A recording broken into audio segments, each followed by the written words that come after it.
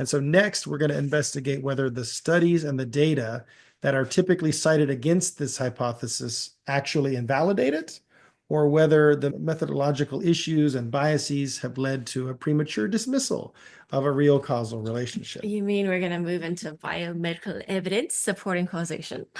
Right. Okay. And looking at ultimately, I would say, pushing back on some of ways in which the establishment typically tries to dismiss or discredit what we've just discussed.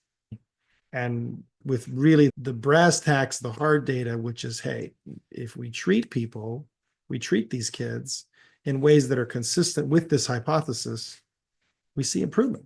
And why would that be if this was all nothing? Yeah. And that's something nobody wants to talk about because the establishment narrative is like, oh, there's no treatment that can help autism. Well, there are some things that have shown that have helped some kids recover, like mitochondrial support, detox. And you'd expect that in someone with mitochondrial dysfunction. Yes. So doesn't that point to that toxins play a role? Exactly. If vaccination-induced factors are indeed contributing to autism, we would expect to find evidence of that in how these children respond to the biomedical treatments. And in recent years, lots of families and clinicians have pursued interventions targeting the underlying biology of autism. And that includes, as you mentioned, detoxification of heavy metals, particularly mercury and aluminum, reduction of neuroinflammation, supplementation for metabolic deficiencies.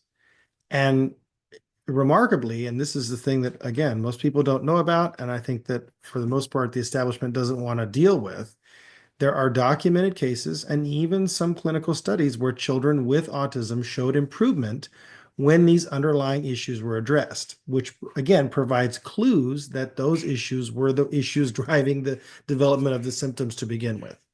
And those observations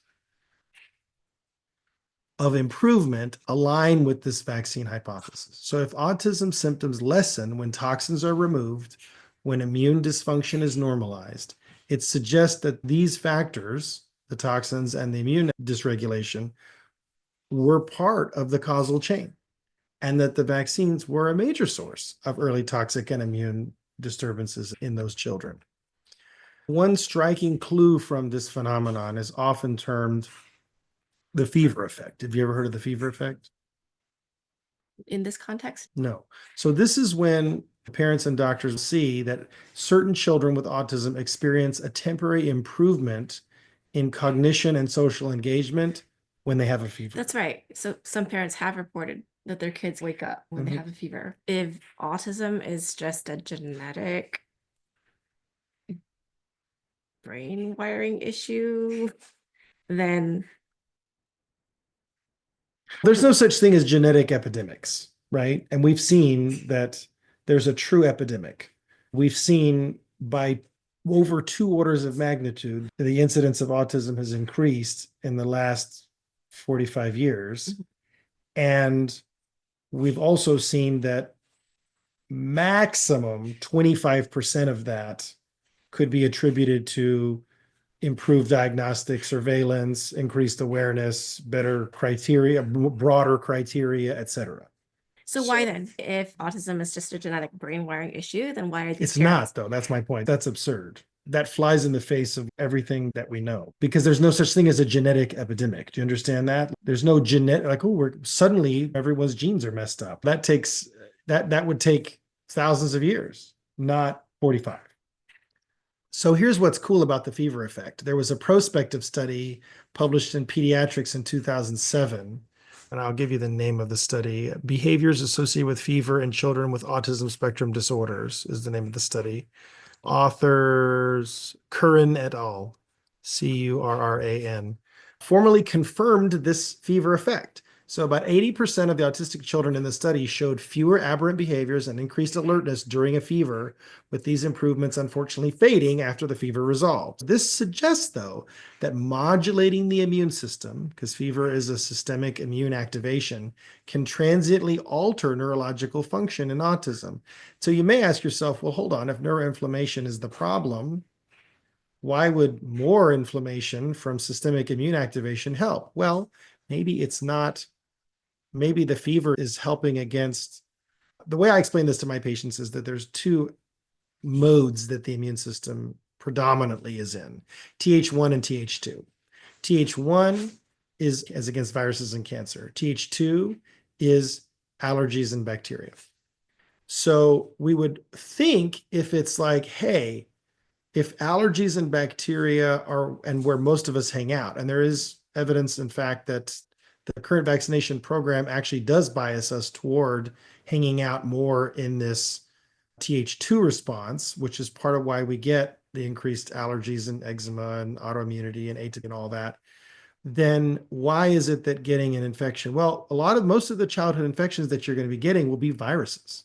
So it's basically the immune system is not just increasing its activity, it's switching from Th2 over to Th1 to fight off the virus. So basically, in order to do that, Th2 calms down. So you have a calming of the allergies response and the bacteria response, which is why some people get a bacterial infection, like that poor girl who passed away, not actually from measles, but they blamed it on measles. She had mycoplasma pneumonia, which is a bacterial secondary infection, because what can happen is immunity against bacteria is temporarily reduced during a viral infection. But it would make sense because also so is the allergic response, so is autoimmune response, because the body's shifting to Th1. So that can transiently alter that neurologic function in autism because the inflammation that is driving it decreases while the immune system switches to Th1 and goes after the virus.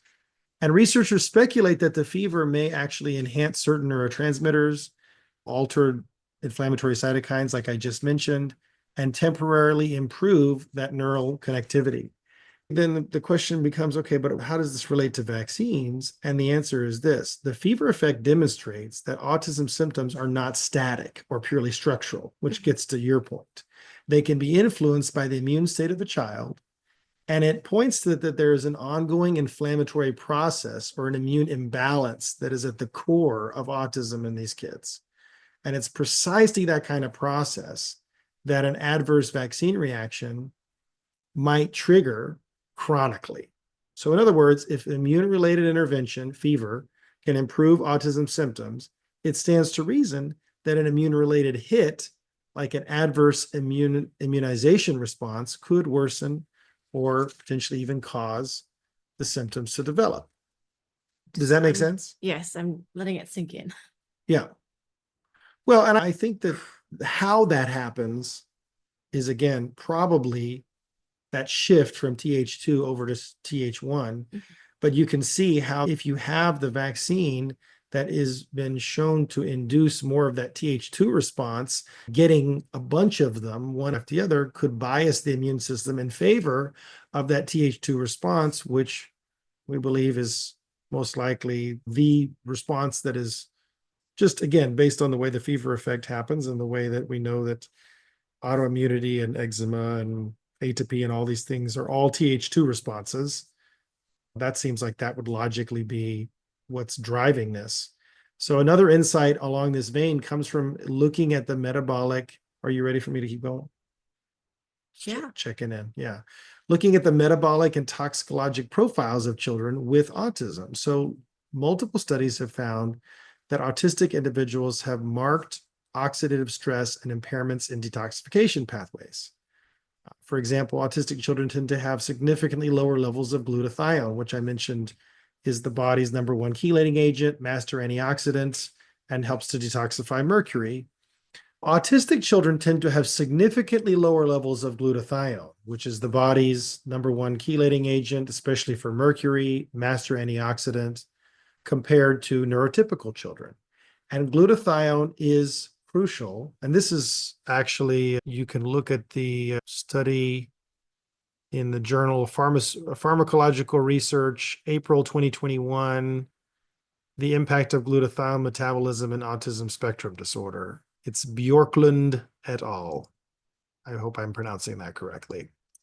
So glutathione is crucial, not just for mercury detoxification, but also neutralizing reactive oxygen species, clearing other heavy metals, and a deficiency in glutathione renders child more susceptible to harm from mercury, aluminum, and many other toxins. So in this study, they found a glutathione deficit of 20 to 40% as measured in plasma in autism. And I just want to make sure I'm citing the correct study. I am. Okay, great. So that finding dovetails with our vaccine hypothesis because the inability to effectively clear injected metals then leads to their accumulation and prolonged neurotoxic effects. Furthermore, these impairments are not merely interesting laboratory findings, curiosities. They have been targeted therapeutically, not just in our practice, but also in some studies. So in one randomized trial, one group of researchers gave autistic children a nutritional supplement designed to boost glutathione. Predominantly cysteine is the main precursor. It's one of, I think, 3 precursors of glutathione. Usually we give that as in acetylcysteine. This particular study gave it as cysteine-rich whey protein for 3 months.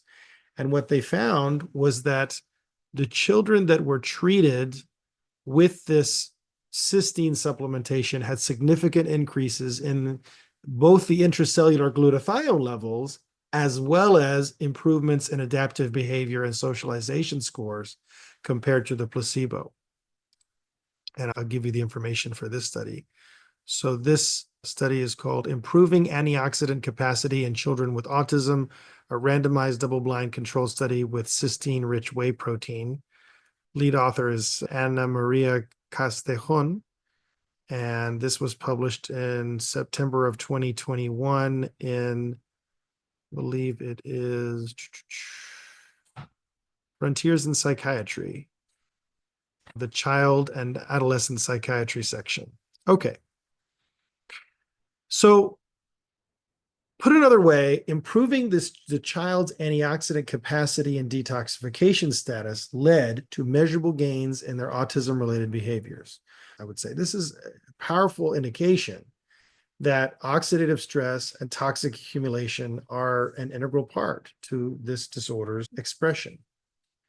And detoxification treatments provide additional anecdotes. Some of the physicians, including ones that I have worked with, have used, as you mentioned, chelation therapy, which is basically pharmaceutical agents that bind heavy metals and help the body eliminate them in children with autism spectrum who are found to have high heavy metal burdens. So first you have to test them to find out if they have heavy metal burdens. If they do, we do appropriate chelation treatment.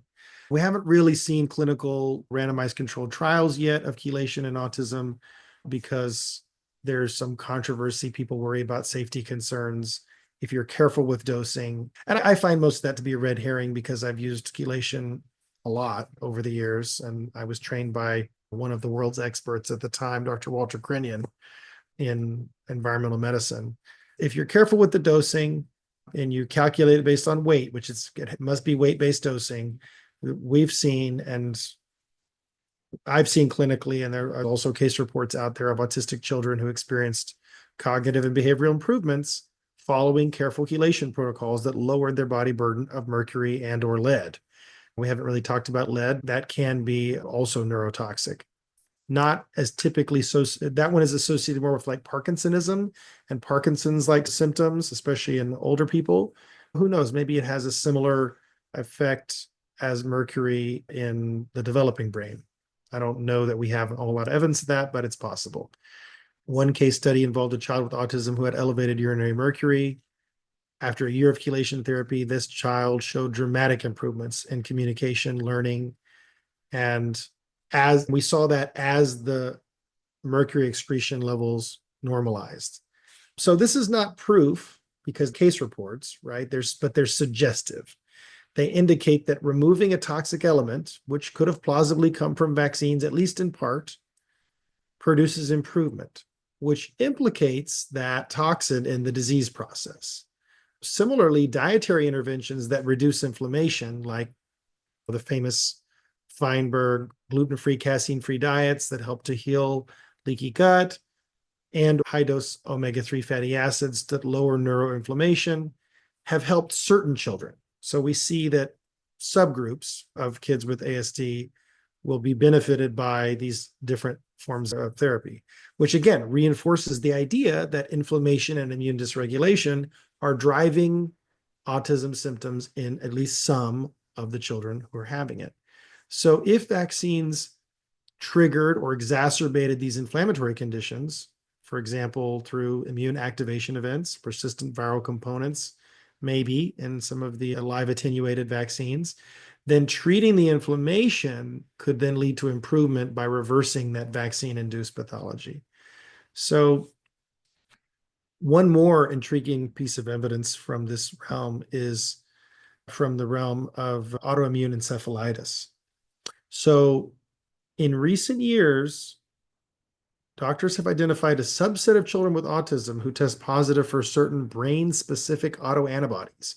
So these are antibodies that their bodies have produced against their own cells, specifically against the neuronal receptors, certain neuronal receptors, and certain proteins that are found in the brain.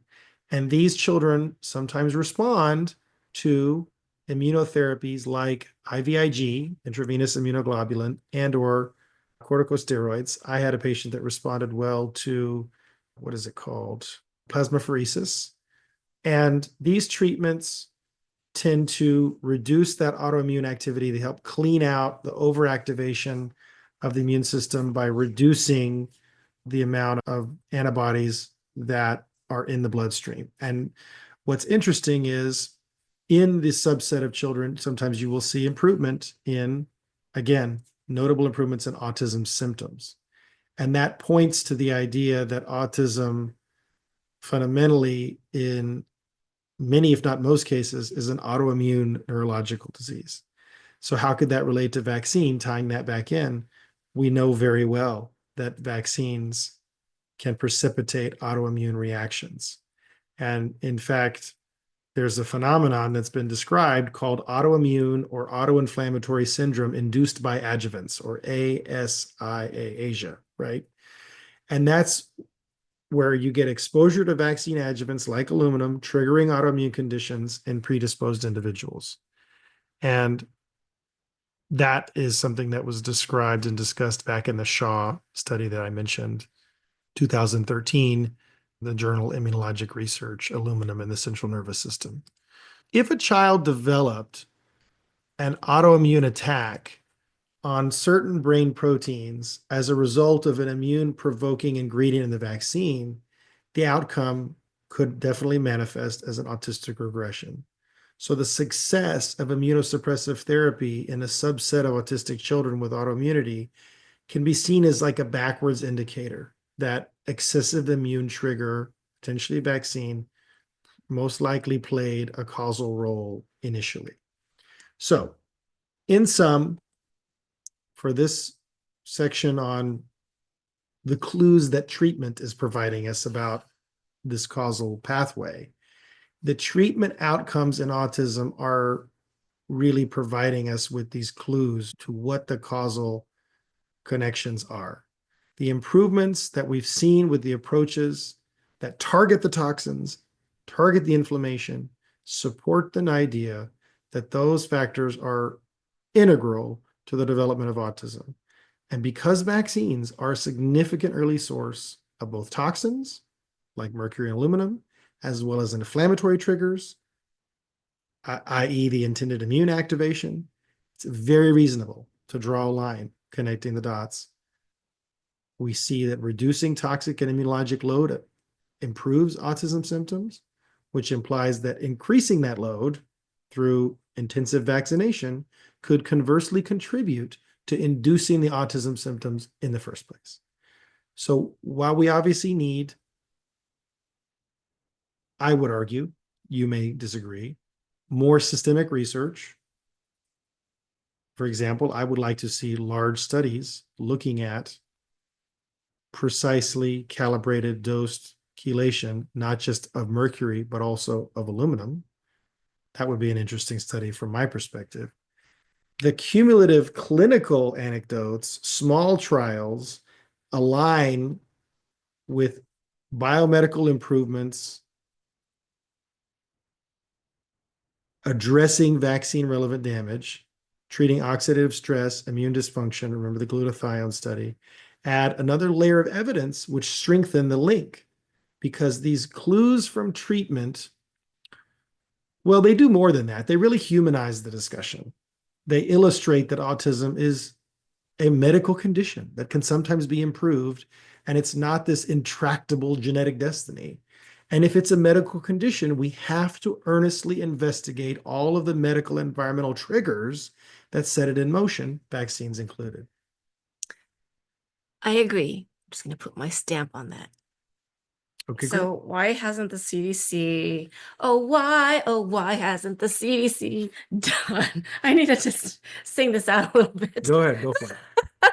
Why haven't they done even one study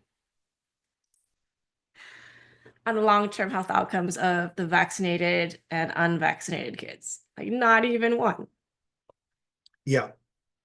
Well, that's a great question. And I think it points to, we're going to get into that a little bit here, but I would say it points to that a lot of this debate, I think, is not actually about the science. It's about power and money, right?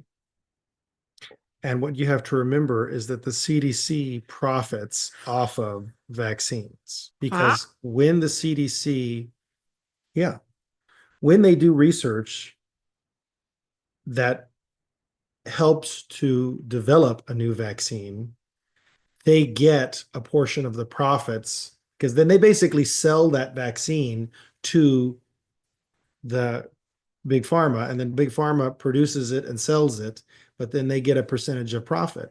And not only that, but the actual individuals that were involved in the development of the vaccine technology get a percentage of the profit.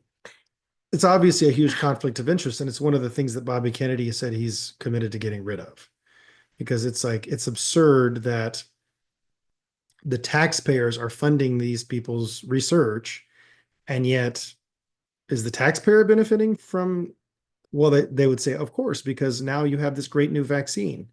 It's like, okay, but A, how great is it? Because you have this perverse incentive to tell me that it's great because you're making money if I actually purchase it and get it. In my view, the question really is, does the CDC have any integrity left? And if so, where and how? And I think that's what he's trying to do, is rebuild it. But I think that's ultimately the question. Why hasn't that study been done? There's been a study, as I mentioned, looking at allergies, eczema, autoimmunity, atopic conditions. There was one study that looked at vaccination and neurodevelopmental disorders and found an association. And that study was dogpiled from every direction and eventually retracted. So I don't even think we discussed it in here, because it's one of those things where it's like, again, this is not an issue of science. This is an issue of power and money. And that's fundamentally what people need to start to think about. And we're about to get into that. But before we get into that more, I think we need to address some of the mainstream counter arguments that people would put forward here at this point. And some of you may already be thinking these things. Obviously, the proposition that vaccines might be driving the autism epidemic runs totally counter to the assertions of most public health authorities.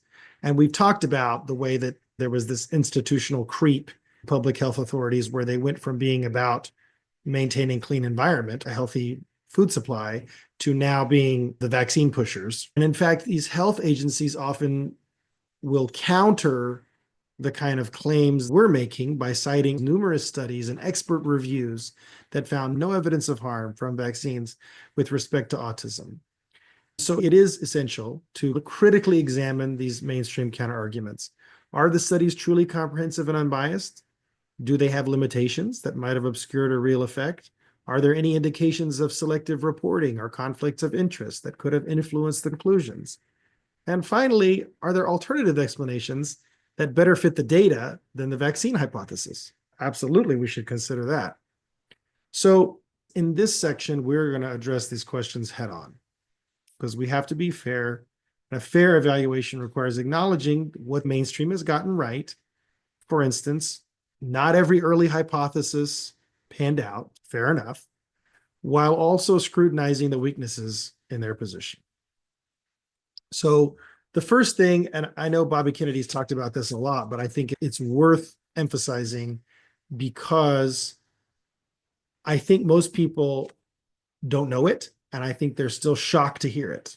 When I told our cousin Scott about this, he was like, surely not. And he's a very highly intelligent attorney, successful, but he was as shocked, I think, as perhaps I was when I first heard that there's a big roach in the pudding of the vaccine safety studies, which is they're not using a real inert placebo.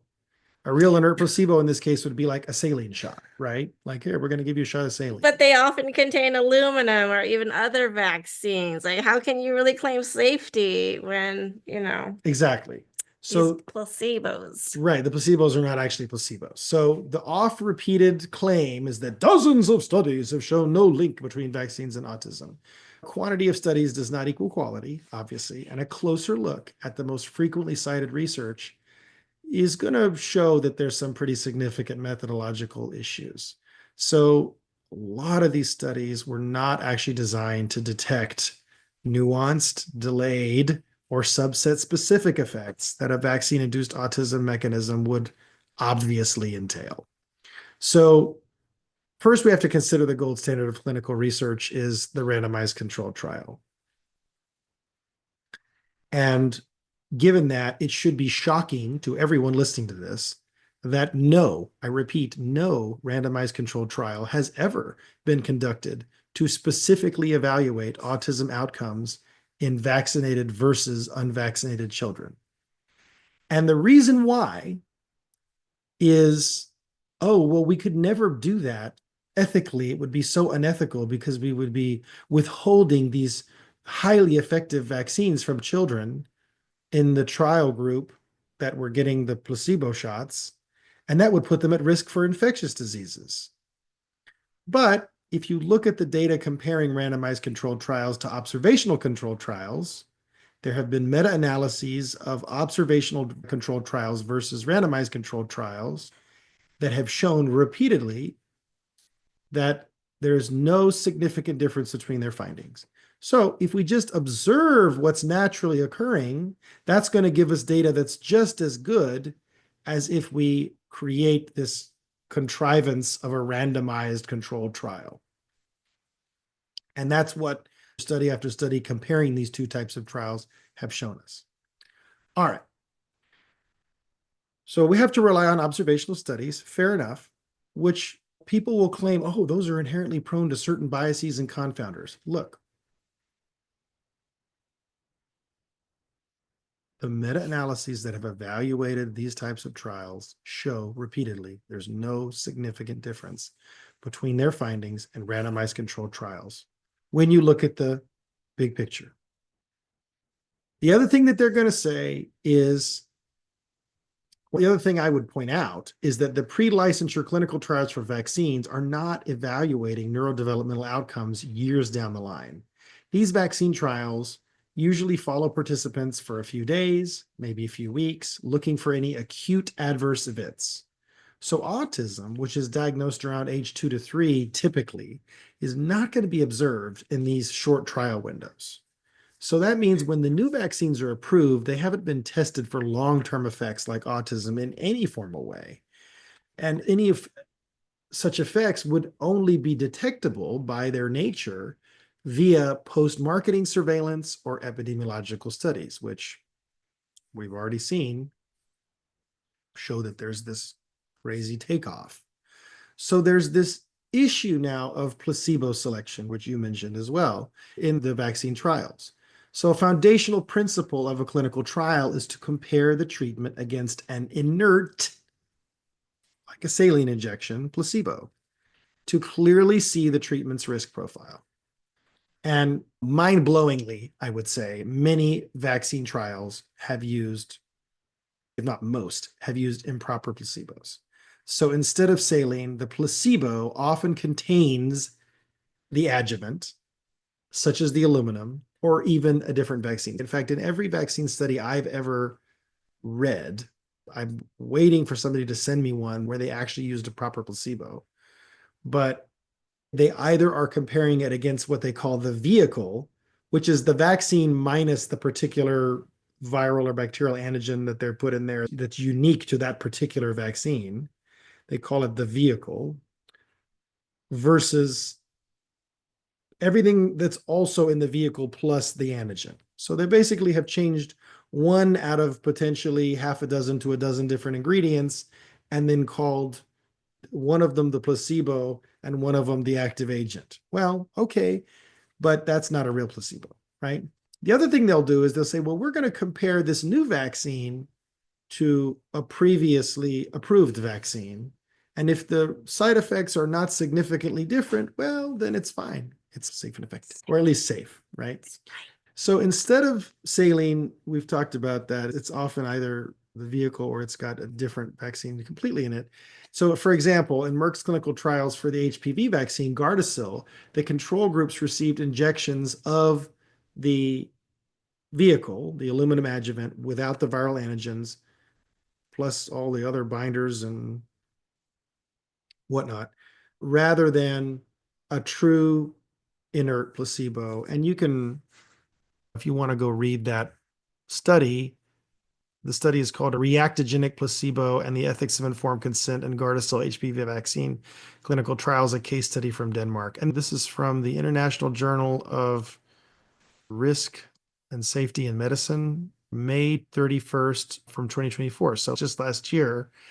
And they were basically highlighting the fact that the advertising material for the trial and the informed consent form stated the placebo was saline or an inactive substance, when in fact it contained Merck's proprietary highly reactogenic aluminum adjuvant, which does not appear to have been properly evaluated for safety. Several trial participants experienced chronic disabling symptoms, including some randomized to the adjuvant placebo group. So that's pretty upsetting, I would say, for me anyway, that they weren't informed that it contained aluminum.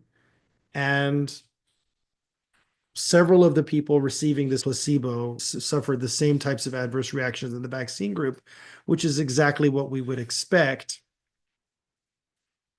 if the problem wasn't the actual antigen in the vaccine, but rather the vehicle, what it's put in that is helping it be injected and helping the immune system respond to it. So a 2024 analysis of the Gardasil trials concluded that using this reactogenic, or another way of saying immune stimulating placebo, violated ethical and scientific norms because it masked the true rate of side effects. And this review found that the trial subjects were misled and the aluminum placebo, quote unquote, likely hid vaccine-related risks by causing similar reactions in the controls. And this critique, I've already shown you guys that study, but the critique applies beyond HPV because many pediatric vaccine safety trials also use adjuvant or another vaccine as the comparator. And so the result is you see a smaller difference in the adverse event rates between the two groups, which makes the vaccine appear as safe as the control. But the comparison is basically one active product versus another active product. So when it comes to the neurological outcomes in particular, like autism, if the control is not biologically inert, which again, none of these are, it could also potentially contribute to the same neurodevelopmental issues and obscure the vaccine's effect. So basically, these trial designs bake in a bias that prevents the detection of problems with the vaccines. And the regulators who are supposed to be protecting us from this have permitted this practice.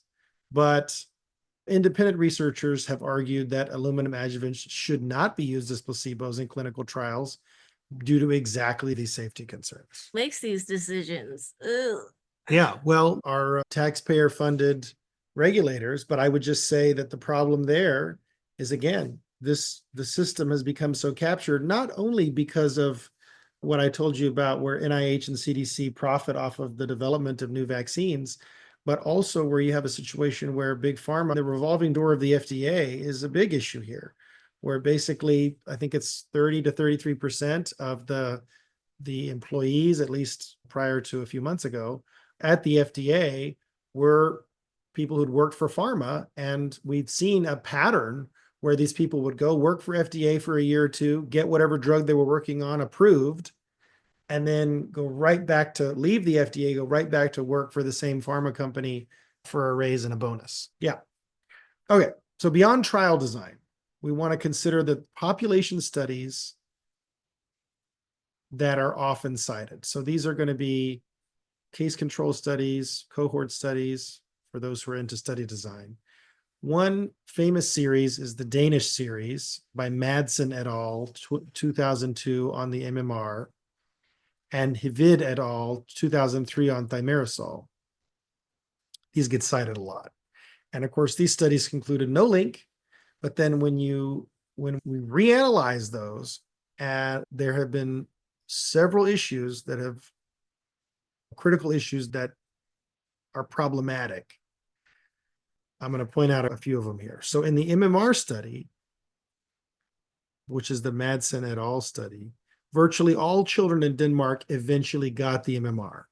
So the unvaccinated control group was extremely small by age 5, and many were just those who delayed vaccination. So the study was actually underpowered to detect any effect if autism onset was merely delayed in some children. The thimerosal study in Denmark, the Hivid et al., had a more glaring issue. Denmark removed thimerosal in 1992, and indeed, autism rates in the registries initially dropped for a few years, but then changed due to a concurrent broadening of diagnostic access. So initially you saw a drop, and then there was a broadening of the diagnostic access. So you have outpatient autism cases started being included in the registry counts, whereas before only inpatient diagnoses were. And so this administrative change caused this artificial uptick in recorded autism after 95 in Denmark, which confounded the results. So some analysts have argued that when properly accounting for the change, the Danish data actually showed a decline in autism after thimerosal's removal. But the way the data was presented made it seem as if the rates went up, supporting the no effect of removing the thimerosal narrative. And that illustrates how cohort studies can be heavily influenced by how data is handled and what adjustments are made or not made. If your goal is to show a certain effect or a lack of certain effect, you can massage the data often to do just that. If your goal, to me, the interesting studies, and you and I have talked about this before, the interesting studies to me is when it's in the vested interest of the researchers to prove X, and what they end up finding is like not X, right? Or the opposite of X. Then I'm like, oh, that's a good study. If they go in there looking for X and they find X, then I'm like, I'm not super influenced by that study one way or the other, because I know how easy it is if you go in looking for X to find X, because you can manipulate and massage the data however you want to force an outcome. Or you have studies where literally the results show one thing and the conclusion is like something totally different. And we've seen that a lot in COVID, where we saw studies looking at ivermectin and showing that it was effective, and then the conclusion was like, oh, not effective. It's like, okay, really interesting how that works. Another common study design has been to compare the vaccinated and unvaccinated populations for autism rates. And to me, that's interesting, but those tend to find no difference or even lower autism in highly vaccinated populations. And so you may say, well, there you go, open and shut. But here's the problem. Those often fail to control for socioeconomic and healthcare access differences. So what often happens is the areas and communities with lower vaccination rates are also poorer, and they have lower access to the developmental specialists who diagnose autism, which then lead to an undercounting of autism in the less vaccinated group. So you end up with. So another common study design has been to compare vaccinated and unvaccinated populations for autism rates. These are ecological studies, they're called. And these tend to find either no difference or even lower autism in the highly vaccinated populations, but they often fail to control for socioeconomic and healthcare access differences. So for example, areas or communities with lower vaccination rates may also have poor access to high quality nutrition, for example. And we've seen how nutritional status can improve detoxification, can improve the way the body handles not just mercury, but also aluminum and many other things. And at the same time, we've seen more vaccinated populations tend to be wealthier and with better nutrition. So there may be that confound where the highly vaccinated population may seem to have lower autism rates because they have higher nutrition. But if you were to truly equalize things and look at, for example, in the same socioeconomic group, compare autism, the unvaccinated versus the vaccinated, you're going to get a better sample. But if you're looking at vastly different populations, which is what a lot of these studies are looking at, you're going to see these other confounders start to affect the outcome. So a lot of these ecological studies don't adequately adjust for those factors. In addition to that, the true unvaccinated groups are often small, hard to find, and until recently, almost all children in developed countries received at least some vaccines, which made it statistically challenging to find large enough unvaccinated samples for comparison. So the studies that have specifically looked at the never vaccinated children, I mentioned this study before, the pilot study by Mawson et al. In 2017, in fact, did report higher rates of autism and developmental delays in vaccinated children than in unvaccinated. But that study, as I mentioned, was highly criticized on methodological grounds and largely ignored by the medical community. The absence of large, rigorous studies on fully vaccinated versus fully unvaccinated outcomes is actually a glaring gap in the research. And one would think that to definitively refute the autism link, such a study would be a high priority. It's like, hey, let's do it. Let's pour money into that. But it's never been properly conducted by public health agencies. And I think actually that's a really good time for me to mention what I was going to mention about how I think RFK Jr. is going to do this. I think what he's going to do is he's going to look at the actual, now that we've got access to the EHR, the electronic health record systems for the entire country, all the HMOs, the managed care organizations, and we can go in there and actually look, okay, this kid got these vaccines. This kid was diagnosed with autism at this point, this many months after these vaccines. These kids don't have vaccine or didn't get the vaccine. Do they still have autism? If so, when did they get it? We're going to start to really be able to get great data, observational data, which again, if looked at properly, is as reliable as a randomized controlled trial. And that's going to give us the information we need. And we're going to get real clear whether this is actually what seems like maybe the case, which is that there is this link between the aluminum adjuvants in particular and autism incidence, or whether it's pesticides or frankly something else that hasn't been considered. We're going to get access to all the data. Yeah, but I think that fact that's never been properly conducted by public health agencies is a travesty and frankly just negligent malpractice on their part. But they don't have any incentive to do that. In fact, they have a lot of disincentives to doing such a study. Just to sum up this section, the blanket statement that science has proven vaccines don't cause autism is gross oversimplification, because many of the cited studies suffered from one or more of the following flaws. Number one, use of active or inappropriate placebos in trials which mask the potential adverse effects. Number two, short follow-up periods, which were incapable of detecting long-term neurodevelopmental outcomes. Number three, analyzing broad populations without focusing on the susceptible subgroups. A vaccine could cause autism only in a small fraction of children with a particular risk factor, whether that be genetic or nutritional or something else, but a large population study could easily miss those guys if it's not stratified. And so a signal can be washed out by the noise of all these unaffected children, which is why looking at genetics alongside looking at the vaccine data, I think is going to become really an important part of the conversation moving forward. At number 4, potential data manipulations or selective reporting. We're going to get to that in a minute in the CDC whistleblower case. Number 5, insufficient control for confounders and the observational studies or inherent biases in data collection, which gets at things like socioeconomic status and things that are not dealt with, or frankly, people that are looking to produce a certain outcome, right? And all of these issues mean that really the door absolutely remains wide open on the question of vaccines and autism.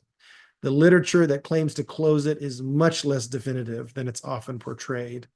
And simply put, the absence of evidence is not evidence of absence. Everybody loves to cite that when it's convenient for them, but when it's inconvenient, nobody wants to hear it. I get that.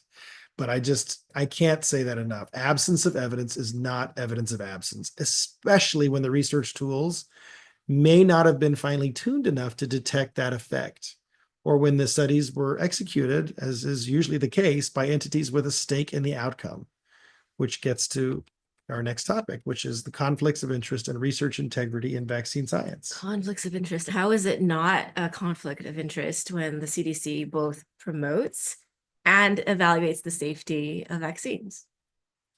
Right. Well, technically, FDA is supposed to evaluate safety. CDC helps with the development of certain ones. NIH helps with the development of certain ones.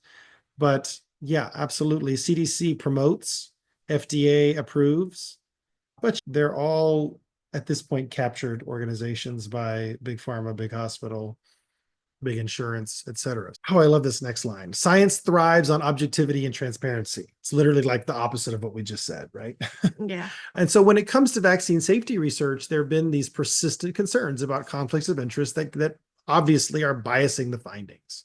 Vaccination programs are a cornerstone of public health, and they've become, I think, the obsession of public health, and there's enormous financial and institutional interests tied to their success.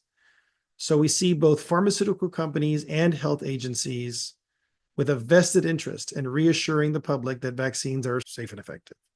Look, I'm not saying, and I don't think you are either, that all research is fraudulent. If you become aware of the biases in the system, it warrants additional scrutiny of that system in which all this vaccine research has been conducted and published. Well, if there's nothing to hide, then why are researchers scared of questioning vaccine safety and afraid to risk their careers? Yeah, that's a great question. And yeah, it's almost like, I think it's a rhetorical question. I don't think it's one I didn't mean answer. Yeah, yes, yeah. So one area of concern here in terms of conflict of interest is the overlap between vaccine regulators, policymakers, and industry. US CDC and FDA rely on advisory committees like the Advisory Committee on Immunization Practices, and the VRB PAC stands for Vaccines and Regulated Biological Products Advisory Committee. Vaccines and related. This points to the fact that vaccines are in a separate category. They're not in the same category as medications, drugs. They're considered biologics. And because of that, they don't have to be subjected to true placebo-controlled trials. A lot of people don't realize that. And that's the legal justification for that. They basically said, well, we have to create a separate carve-out category for them because they're not going to be able to pass placebo-controlled trials. What does that tell you? That's so wild. The CDC and FDA are on these advisory committees to make vaccine recommendations and approvals. Investigations early by Congress uncovered many members of these committees had direct financial ties to vaccine manufacturers. In fact, this 2000 congressional report found that members of the FDA and CDC advisory committees often owned stock in the very pharmaceutical companies whose vaccines they were evaluating, or held patents related to vaccines. If you're interested in learning about this, you can actually look at that. It's on govinfo.gov. You can go find that congressional report. In one example, 3 out of 5 FDA advisory members voting to approve the rotavirus vaccine, which was later withdrawn for safety issues, had conflict of interest that were waived.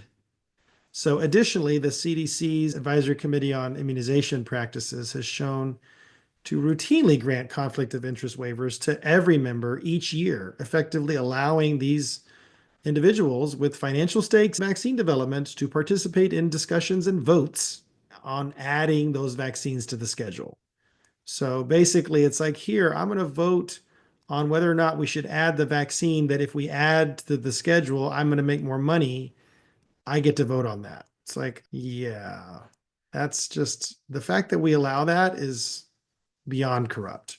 What's so funny about this, not actually funny, but Congress found at the same time that the CDC's committee had no public representatives, so no consumer representatives. It was composed entirely of academic and medical members, many of whom had industry ties. So there were no like citizens watchdog group members, there were no consumer reports type members, nothing like that. No children's health defense representatives, nothing. So systemic conflicts raise the question, were voices or cautionary positions adequately represented when these decisions about vaccine safety science were made? Probably not. And if designing or interpreting studies to benefit from the vaccines being exonerated, there's this clear incentive, again, conscious or unconscious. I'm not trying to slander anybody here, but even unconscious bias is real, to favor outcomes that support safety. Another example, we talked about the revolving door between government agencies and vaccine manufacturers. High-level officials responsible for vaccine programs have later taken up very lucrative positions in the vaccine industry. A particular case, notable, Dr. Julie Gerberding, who served as CDC director from 2002 to 2009, which was during the period where the CDC was vehemently denying any vaccine autism link. And then in 2010, when she was retired, she was hired as the president of the vaccine division at Merck, which is one of the largest vaccine producers. While Dr. Gerberding's expertise obviously made her an asset to Merck, how does that look, right? The concern is that as CDC head, she had oversight on studies like the CDC's own MMR autism studies, that, and including also the Gardasil studies, which is a Merck product, that if they found problems with Merck's vaccines, would have been bad for Merck. So the intertwining of the careers and the finances can subtly influence an entire culture of research where confirming the status quo is rewarded and bucking it is totally a recipe for getting blacklisted. If I were in charge today, it would be like, if you've worked for Big Pharma, you don't get to come to work for the FDA, the CDC, the NIH. What about If you have worked for the CDC, the FDA, the NIH, you don't get to go work for Big Pharma afterwards. That should be the rule, period. And I think that the fact that we don't have that firewall between the private industry and the regulatories creates this cronyism, which is just, it's not only unjustly enriching these big pharma corporations, it's also damaging our society's health and our children's health. So go ahead. You were going to ask a question? Yeah. Does that apply the other way too? Like that Pfizer Patrizia Gavazzoni. It's a former top FDA official. Now their chief medical officer. Yeah. Yeah, no, this is the same thing as what happened with Gerberding and Merck, but this is a more recent thing. You're saying this happened February 24th of 2025, so this year. Yeah, it's the same phenomenon. So you might say, okay, but what does this have to do with the research? Well, the financial conflicts also extend to the academic research. Much of the epidemiological work that dismissed the vaccine autism link was conducted or funded by institutions with direct stakes in the vaccines. For instance, some of the prominent studies were done by the Immunization Safety Office at CDC, which again is essentially like the defendant investigating itself. If it were finding that these vaccines were unsafe, then they basically would be finding that they hadn't done their job. So how many people in doing an internal audit of themselves are going to find, oh yeah, I didn't do my job? Like that's nuts. Why would anybody think that they're going to find anything other than, oh, safe and effective? Others were funded by pharmaceutical company grants to academic authors. It's like, oh, here, professors at Harvard, Yale, Stanford, whatever, please, here's $2 million. Please study and find out whether or not our vaccine links to autism. But if you want another 20 million after that, you better find it doesn't. It's the implicit thing implied in that. Medical journals themselves often, I would say, especially the top tier ones, often rely on advertising and reprint purchases, which is where the pharmaceutical company goes and takes around and gives to the doctors. And the pharmaceutical company has to purchase those from the journal, but that's one of the ways the journal makes money. And obviously, they don't want to piss off the pharmaceutical industry by publishing studies that are contrary to what they want. Again, it creates this whole realm of bias in what gets published.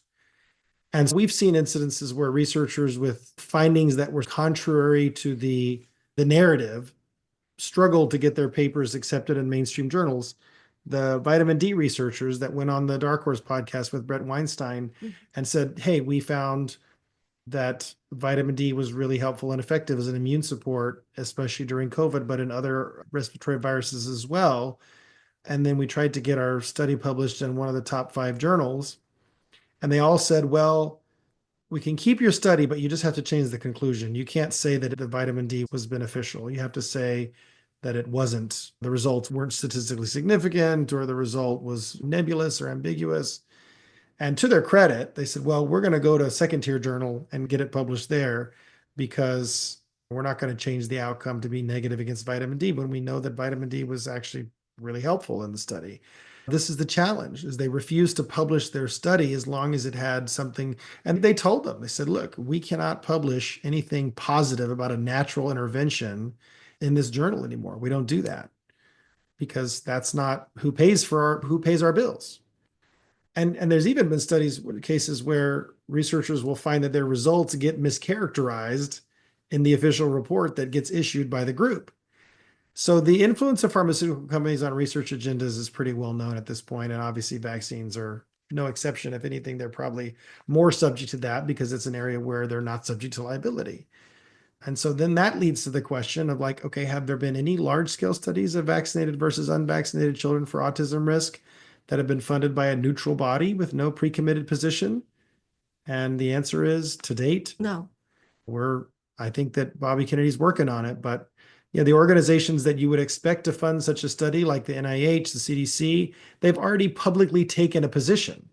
Their position is that vaccines do not cause autism, which means that they're already coming with the answer already at the front. They have this now confirmation bias in terms of determining how the studies are conducted, which analyses are pursued, and which ones aren't. And it's a huge glaring hole in the research that they've never done a large-scale study of vaccinated versus unvaccinated children looking at autism risk of one versus the other. It's what? Like, really? But it's true. The study has never been done. So A position limits any possibility. absolutely, yeah. Where there's a conflict of interest, sometimes there's also suppression of inconvenient data. And I think the most prominent, we've talked a lot about the CDC whistleblower, but not really said who it was and what's the story. So this, Dr. William Thompson. correct. Yeah. And this is really one of the most prominent illustrations of the corruption in the whole vaccine autism saga. It was Dr. William Thompson, the infamous CDC whistleblower. And basically, we'll get to this in a little bit even more detail in a minute, but the short story is senior CDC scientists came forward in 2014 and said that his team omitted significant results linking early MMR vaccination to autism in a subset of children, and that omission was deliberate. And you can find that, again, govinfo.gov. You can see the report in Congress directly on the govinfo.gov website as a congressional hearing on research and scientific integrity. Part of the data that was destroyed showed a 3 times increase in autism risk in Black boys after the MMR. And why has no one been held accountable? Well, I think that they're going to have to really launch a true investigation, not just on a congressional level. But the problem is with these entities, Congress can come in and slap their wrists, but there has to be someone in the organization, in CDC, basically going in and saying, hey, we're going to go and root this information out, which was one of my concerns with the fact that they basically put a career bureaucrat, no offense to her, in charge of the CDC, because I just don't see how she's going to be the one to do this. And honestly, I hope that her appointment is temporary while they look for somebody that's more qualified, that's actually going to go after this information and find it.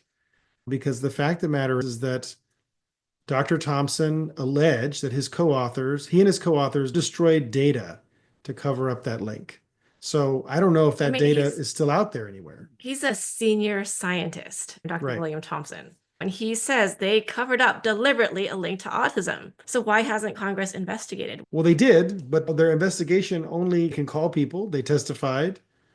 And the reality of the matter is that there's tremendous pushback and pressure not to come forward.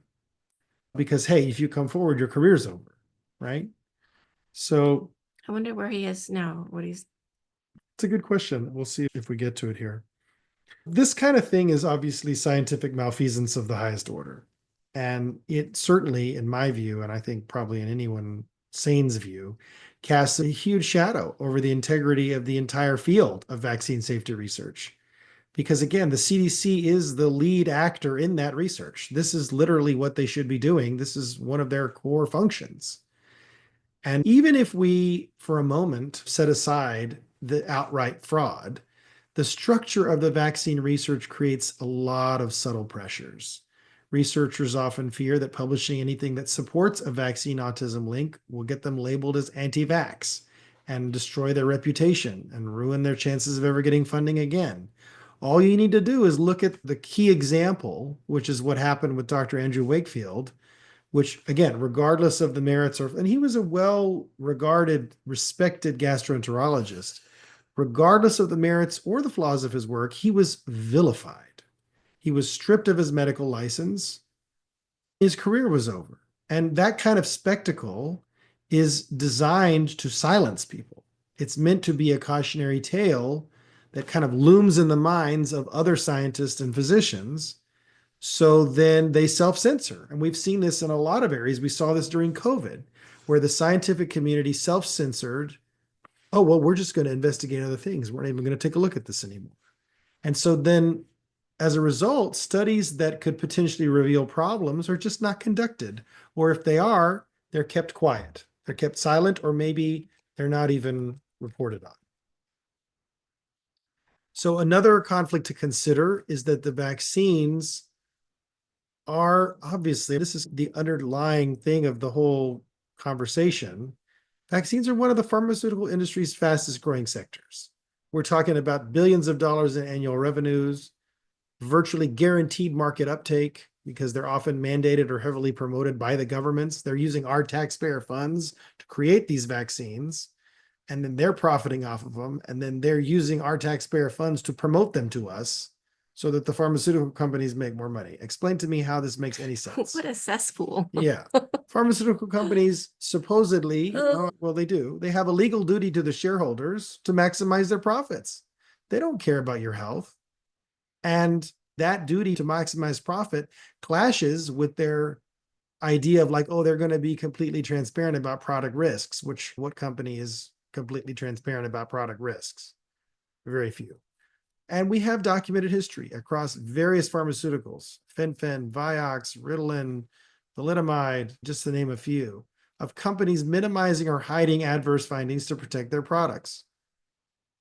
Look, what makes you think that the companies that hid the cardiotoxicity of Fen-Phen and Vioxx are going to suddenly discover God and ethics and morality when it comes to the product that is where product liability is completely waived under the 1986 National Childhood Vaccine Injury Act, which is the name, by the way, that I couldn't remember earlier. And that's the one that created the Vaccine Injury Compensation Program. What kind of cognitive dissonance is required for people to think that in the one product where they have less financial incentive to rigorously investigate long-term side effects because they don't face lawsuits for defects in design, and only the government does via the compensation program, which we, the taxpayers, pay for, that entire dynamic is completely bankrupt. Why would anyone trust safety science given this circumstance? Why would anyone have a baseline expectation that vaccines would be safe, much less effective in this kind of a regulatory environment? In light of these issues, public health officials assuring us that science is settled is not nearly as reassuring as maybe they intended to be, because the public is waking up. We're increasingly aware that these experts have major conflicts. The consensus is manufactured.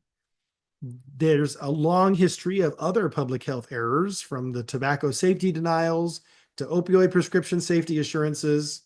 COVID reminds us that the conflicts of interest can delay recognition of harm for years or decades.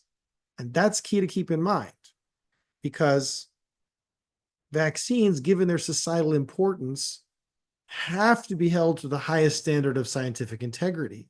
But this confluence of the pharmaceutical industry interests, public health institutional commitments, career incentives has resulted in this defensive research paradigm, which is more focused on defending vaccines than on objectively evaluating.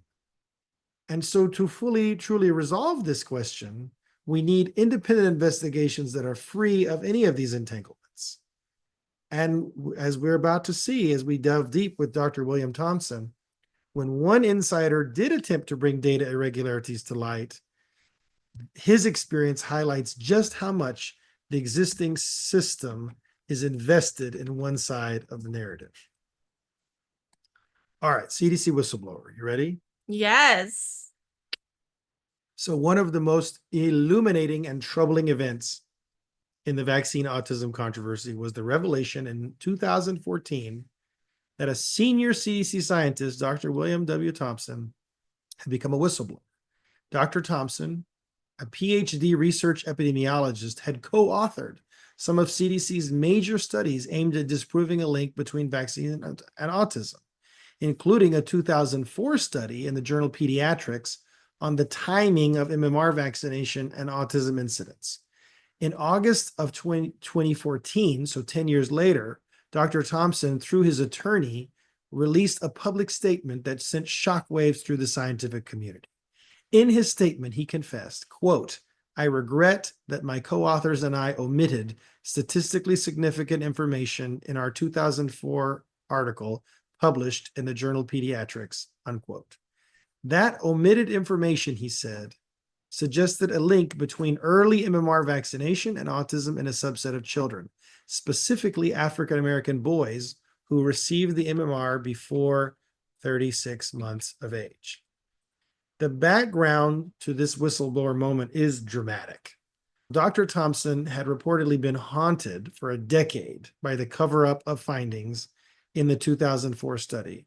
And according to his accounts, which were later documented in statements read before the US Congress by Representative Bill Posey, the CDC study initially found a significant 2 to 3-fold increased risk of autism in African-American boys who got the MMR on the recommended schedule by 18 or 24 months, compared to those who received it later. Upon discovering this, the team of researchers, which included Dr. Frank DeStefano, a leading CDC vaccine safety official, held meetings to discuss the problem. Dr. Thompson alleges that in September 2002, the team decided to change the study protocol and exclude children who didn't have a Georgia birth certificate, which had the effect of eliminating a large chunk of the Black cohort from analysis.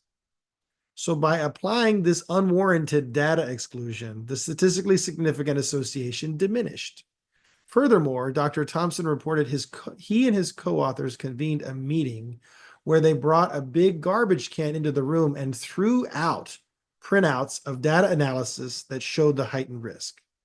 Thompson, sensing this was improper, obviously, kept copies of all the documents and files, effectively stashing evidence that otherwise would have been destroyed.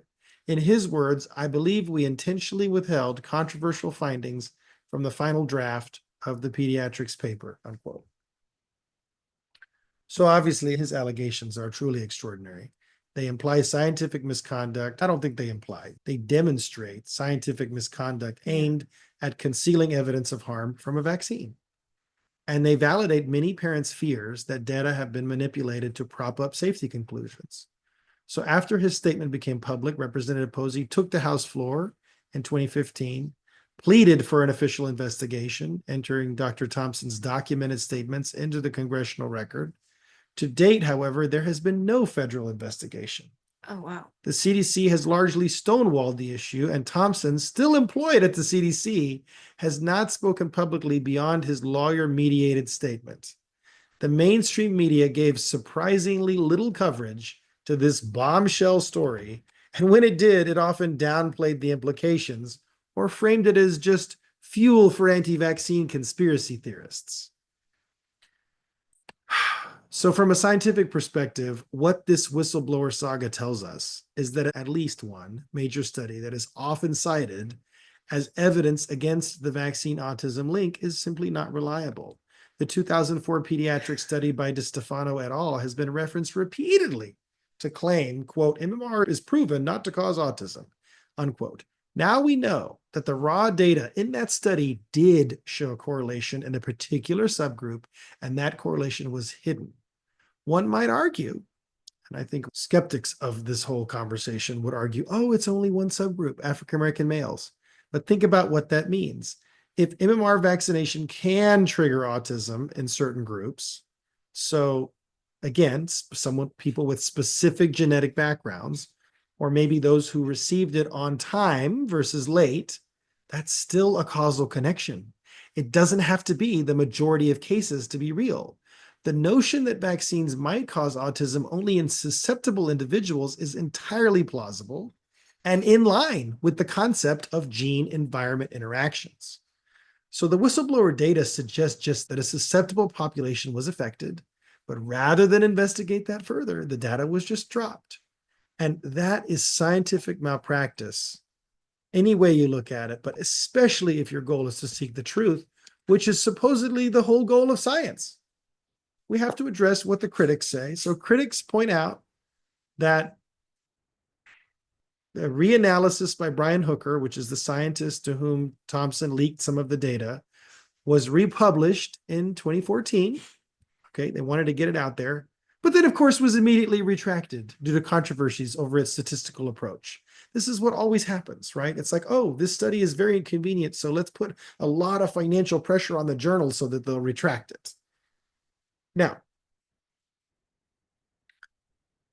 Hooker's reanalysis, which reported that Black boys given MMR before age 3 were 3.4 times more likely to develop autism, was retracted because he used a cohort technique on a case-controlled data set, which is, again, contentious perhaps, but not fraudulent error. And because of undisclosed conflicts, so Hooker is a known vaccine safety advocate.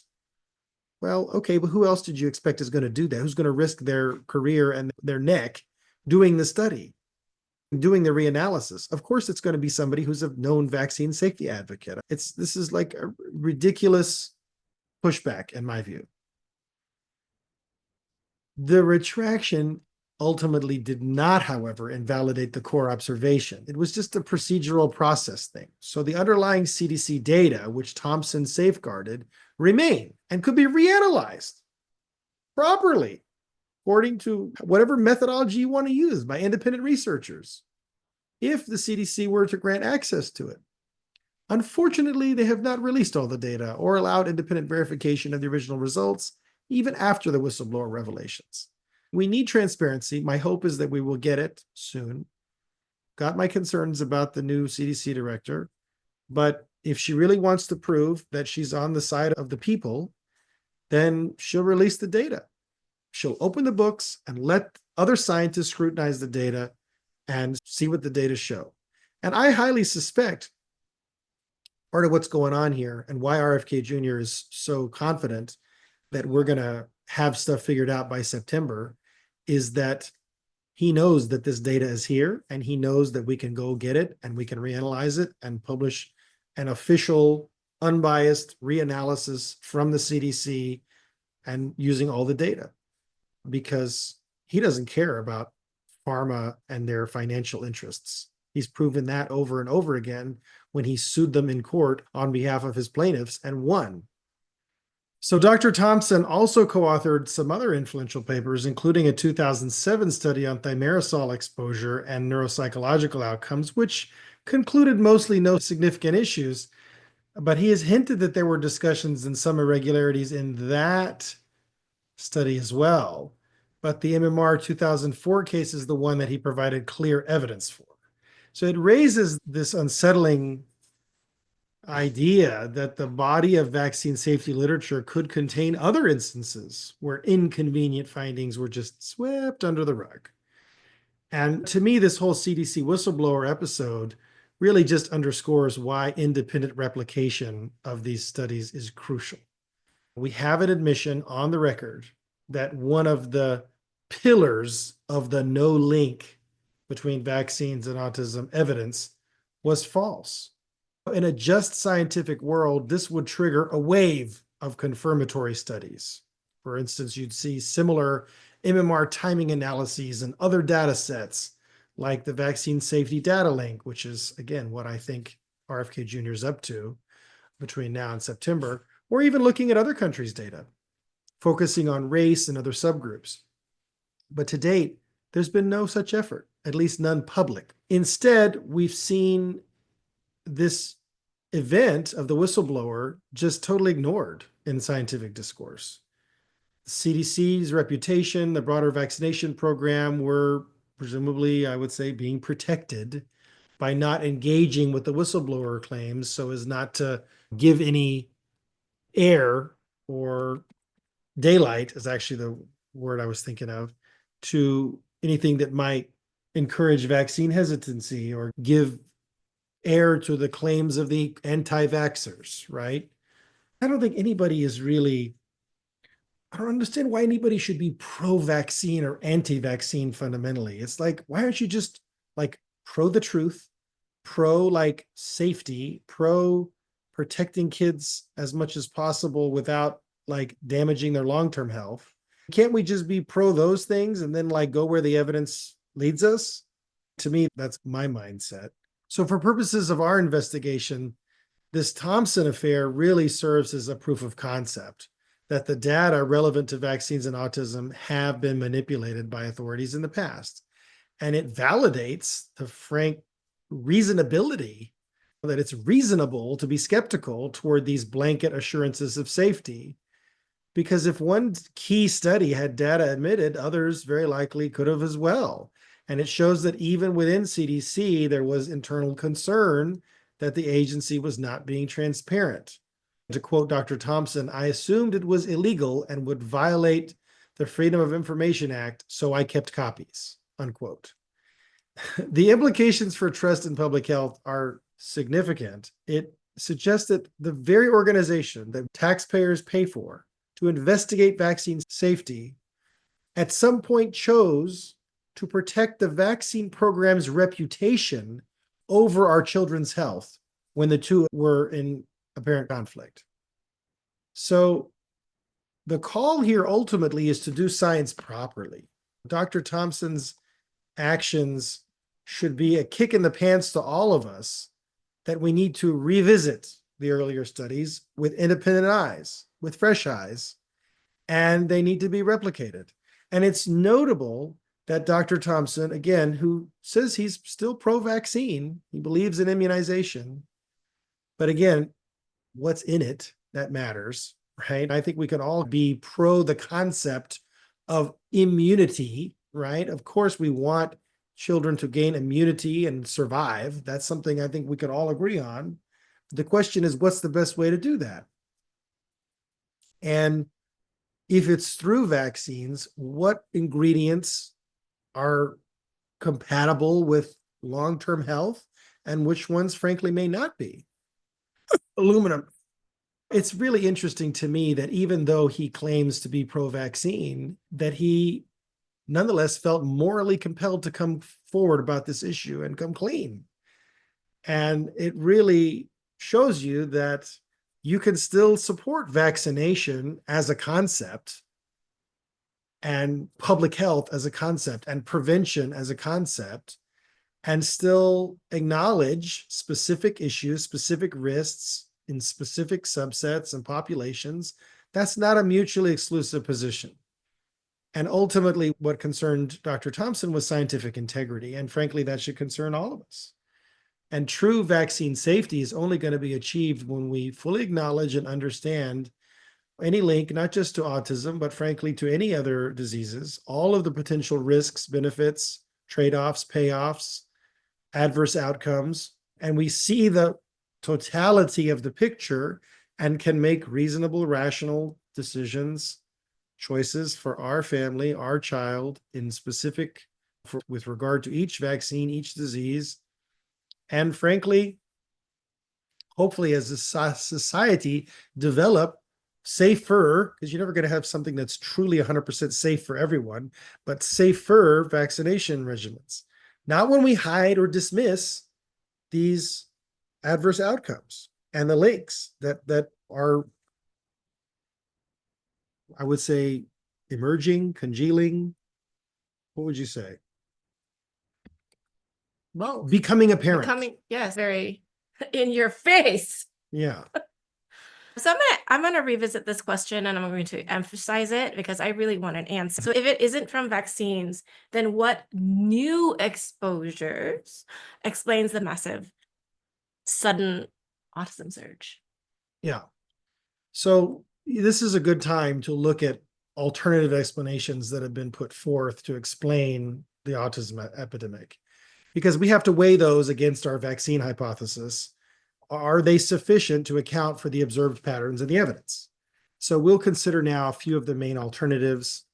Genetics, I've already talked about that, but we'll revisit a little bit. Diagnostic changes, again, we've talked about it a little bit, but we'll revisit it in more detail. And then other environmental toxins. And we'll explain their relative explanatory power, how they could explain or not the epidemic of autism. So we know with regard to genetics that autism has a significant genetic component. What that means is that certain genes can predispose you, can give you an increased risk of developing autism. We look at twin studies, and we can say twin studies look at heritability, how diseases are passed on from parent to child. And they definitely suggest that genetics play a role in autism susceptibility. Significant. Scientists have identified in the past decade hundreds of different gene variants which have some degree of association with autism, including certain rare mutations with high impact. So these are going to be things like MECP2, SHANK3, CHD8, where one particular gene may have a very significant impact. There's also hundreds of variants that are very common with small effects. We expect to see some synergistic effects between some of these small effects from common variants that could overall increase risk. But could we explain the autism epidemic as simply the result of more people with autism genes having children, or maybe some new mutations?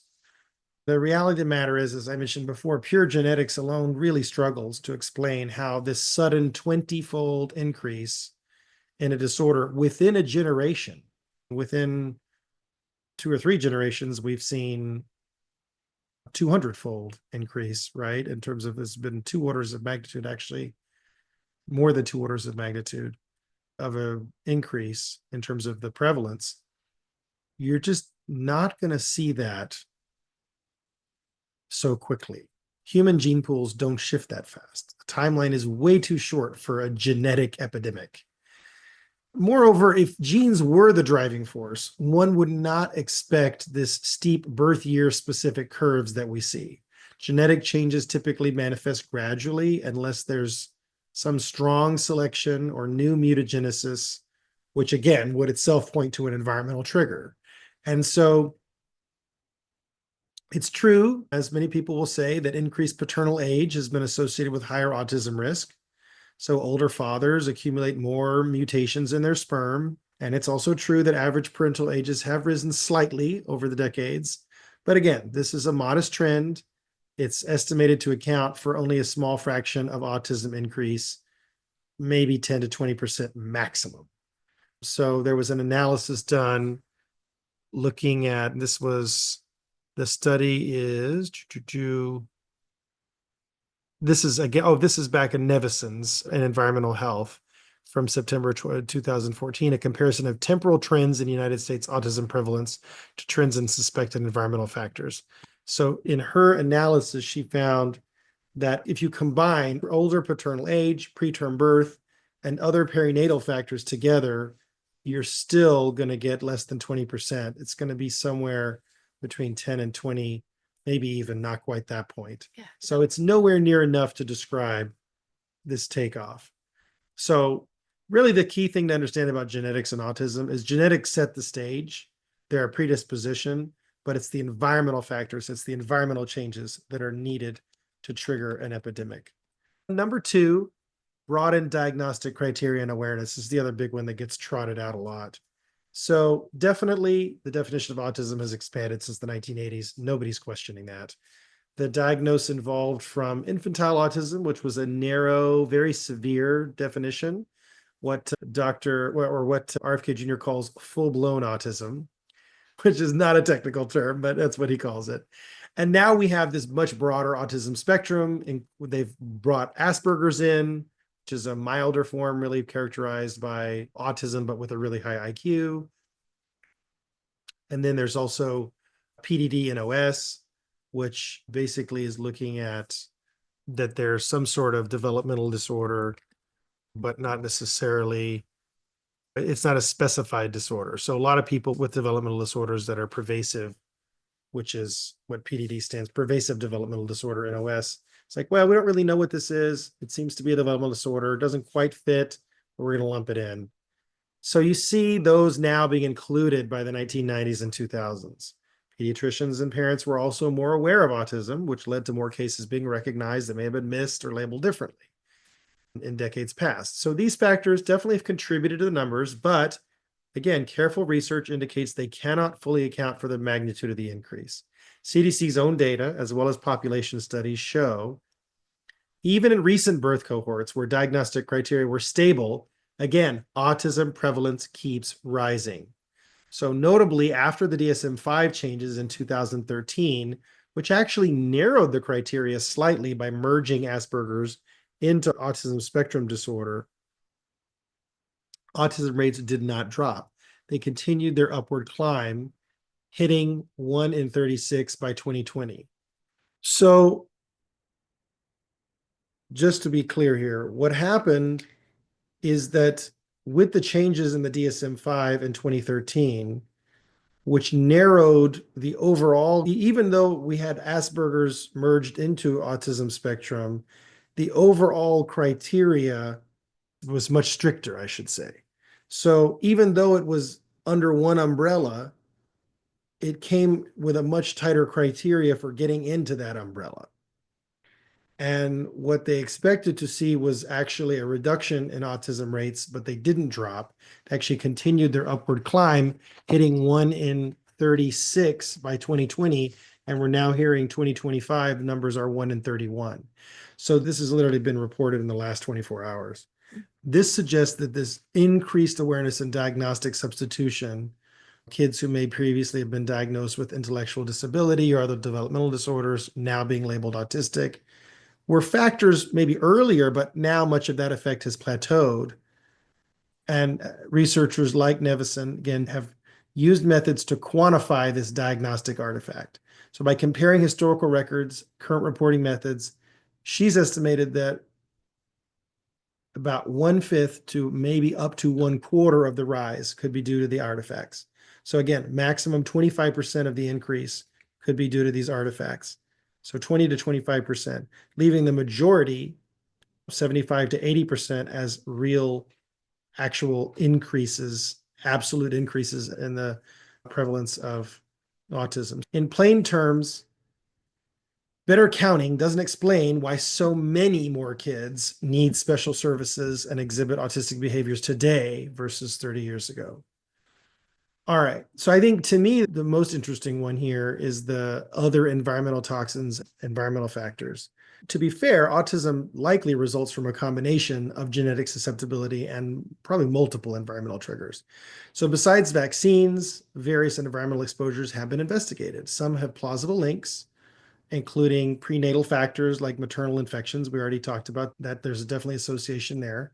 Certain medications like valproate, if the mother is taking valproic acid, which is usually a treatment for, I want to say epilepsy, seizures. Yep, I'm right. Okay. And so if the mother's taking chemical exposures, so air pollution, particulate matter, pesticides, heavy metals, lead, mercury from fish, nutritional factors, maternal folate levels, and so on. So a lot of prenatal factors which we've identified that increase risk of autism is associated with. So each of these may contribute to some degree, and none are mutually exclusive with the vaccine hypothesis. So it could be multifactorial, and I think it very likely, almost certainly is. But a strong environmental candidate has to show this temporal trend that matches autism's trend, like we saw that strong correlation at the beginning. So, for example, leaded gasoline usage correlated with neurodevelopmental harm in the past, but primarily with like Parkinsonism, interestingly enough. But by the 1990s, lead exposure in children plummeted due to unleaded gasoline and removal of lead paint. So, if lead were a main driver, you would have expected autism rates to level off at least, but the opposite is what's happened. So, organophosphate pesticides like chlorpyrifos were common in the 70s to 90s, so 1970s to 1990s, but many have been phased down, which again wouldn't correlate with that sustained continued increase. On the other hand, some chemicals did increase in use in the 80s to 2000s, such as your PBDE flame retardants, which were widely used in furniture until they were banned around 2004. Glyphosate herbicide, which increased with GMO crops since the mid 1990s. And these have been noted as possible contributors alongside vaccines. Do you know they use flame retardant chemicals in clothing? It's not the same. I'm pretty sure they're not the same ones that are banned, the ones, Okay. but I'm sure that they are not great for you, right? But yeah, so these have been noted as possible contributors alongside vaccines. And if you're interested in that study, again, that's back in the Nevison study looking at the temporal associations between these different components. Glyphosate exposure, for instance, rose in the food supply and the environment and has been hypothetically linked to gut microbiome changes relevant to autism. Glyphosate, which is the main ingredient in Roundup and in Agent Orange, could be a factor in autism as well, especially for certain kids. PBDE, which again emphasizes the importance of organic as much as possible, if not exclusively, especially in kids and especially in kids with health problems. Pesticides are much more of a problem for children than they are for adults, as a general rule, because they have smaller bodies and a little bit of a dose can affect them a lot worse. So these PBDEs accumulate in human tissue and they can act as endocrine disruptors, which hormone disruptors affecting brain development. So it's possible that all of these different environmental insults collectively create this perfect storm. And in fact, what Nevison's analysis found is that the top three correlated environmental trends with autism were aluminum from vaccines, PBDEs, and glyphosate. So obviously, this doesn't exonerate vaccines, it implicates them as one of the few key drivers. I would love it if we could get rid of these PBDEs and, frankly, glyphosate-based pesticides as well. Frankly, all pesticides that are synthetic and either chlorinated or what do you call it? Wow, I'm obviously getting to the end of my mental rope here. Can't believe I'm having a brain blank on this. Perennial pesticides, solvents, PCBs, phthalates, organophosphates. Okay, I just had to say it in the order that I normally say it. Organophosphate pesticides. I'd love to get rid of all that stuff, but realistically, I think it's going to take a little more time, and we're working on it. But I think that the question in my mind is, what should we then do about the vaccine question? And we're about to get to that. But There's one more alternative viewpoint that I think is worth mentioning, and that's that natural infections or the overall increase in immune system challenges could be responsible. But in the late 20th century, we saw infectious diseases in young children generally decline, again, due, at least in part, probably vaccines. And we don't really see epidemics of measles or mumps causing autism surges. If anything, fewer early childhood infections, again, thanks to some degree to vaccines, but also I think probably largely to hygiene. And we're seeing fewer is the trend. So some research propose the opposite. They think, well, maybe because we have reduced exposure to microbes, the hygiene hypothesis, if you've heard of that, could be affecting the immune system development and causing this hyperreactivity in the immune system. I think that's actually somewhat reasonable. And that could also have an impact on neurodevelopment, especially neuroimmunodevelopment. And that one's a fascinating idea, but again, it doesn't negate the vaccine issue, because just because you have a lack of certain infections that could then predispose you to autoimmune issues that could relate to autism doesn't mean that the vaccines couldn't be ineffective. It actually sets up the vaccines to have a negative effect on neurodevelopment, because we know that vaccines in someone who's susceptible can increase the risk of developing new autoimmune issues.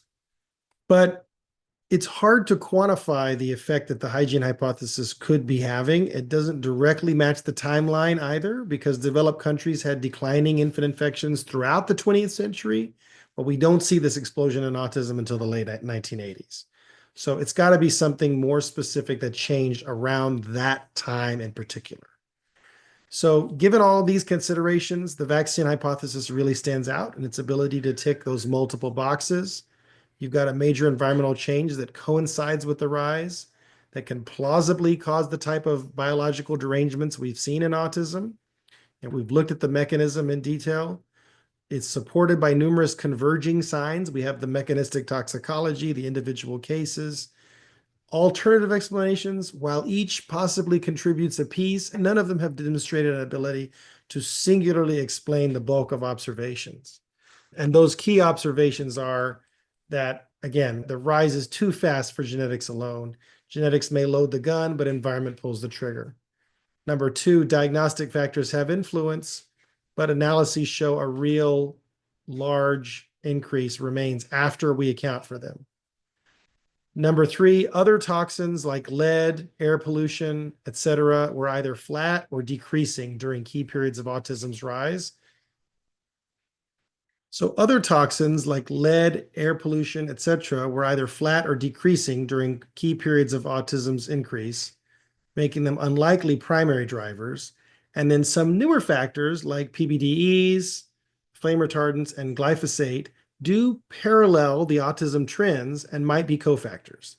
Notably, they could even interact with vaccines, as I was mentioning before. So you could have a toxin weakens the immune system or the blood-brain barrier, makes a child more susceptible to vaccine injury or vice versa. So unlike vaccines, these factors were not universal exposures. Not every child was heavily exposed to PBD or glyphosate, whereas essentially the vast majority, if not almost every child, was vaccinated.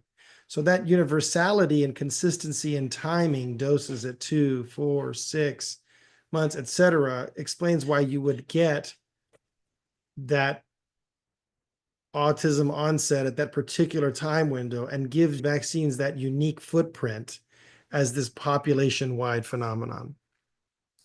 We also have to look briefly at geographic patterns. So if vaccines are a major cause, we might expect higher autism rates in regions with higher vaccine coverage or earlier adoption of expanded schedules. And to some extent, this has been observed. Developed countries with the most aggressive vaccine programs have higher documented autism rates than developing countries with fewer vaccines. Of course, the skeptics are going to say, well, but underdiagnosis in poor regions is a confounding variable. Fair enough. But within the United States, there was an analysis by the Safe Minds organization in 2004 that did find a correlation between states' early vaccine uptake, like hepatitis B vaccine at birth policies, and subsequent autism rates in those state school systems. Internationally, a notable case would be to look at Japan. So Japan suspended the MMR in 1993 due to safety issues with the Arabe strain mumps component, and had several years with no MMR usage. And the studies showed that autism rates in Japan did not fall after they stopped the MMR, which is again often cited against the vaccine link. But Japan replaced the MMR with single vaccines. Rather than MMR, it was like you got your measles and your mumps and your rubella. So it's actually 3 different doses of adjuvant, 3 different doses of fillers and binders and everything else. And Lord knows what's in some of that stuff. So continued to highly vaccinate their population. So the overall changes in diagnostic criteria were happening at the same time. You get one vaccine removed in isolation, not necessarily going to show a big effect if you're added 3 to fill in, especially if the issue is the overall dose of the aluminum over time. And mirrors the thimerosal removal in the United States. They remove one toxin, others remained, autism keep rising because the number of vaccines keep increasing. So the true test would be a population with like no vaccination versus one with full vaccination, prospectively studied, basically asking parents, do you plan on vaccinating or no? Yes. Okay, we're going to follow you, put you in this group. No. Okay, we're going to follow you, put you in this other group. The establishment's going to say, well, that's not ethically feasible on a large scale. But my comment would be there are smaller natural environments like homeschooled, unvaccinated groups versus the general population. And frankly, those natural experiments consistently find lower rates of autism and other disorders in the unvaccinated groups, according to surveys of those communities. Now, people are going to say, oh, surveys are surveys, they're not dispositive. Fair enough.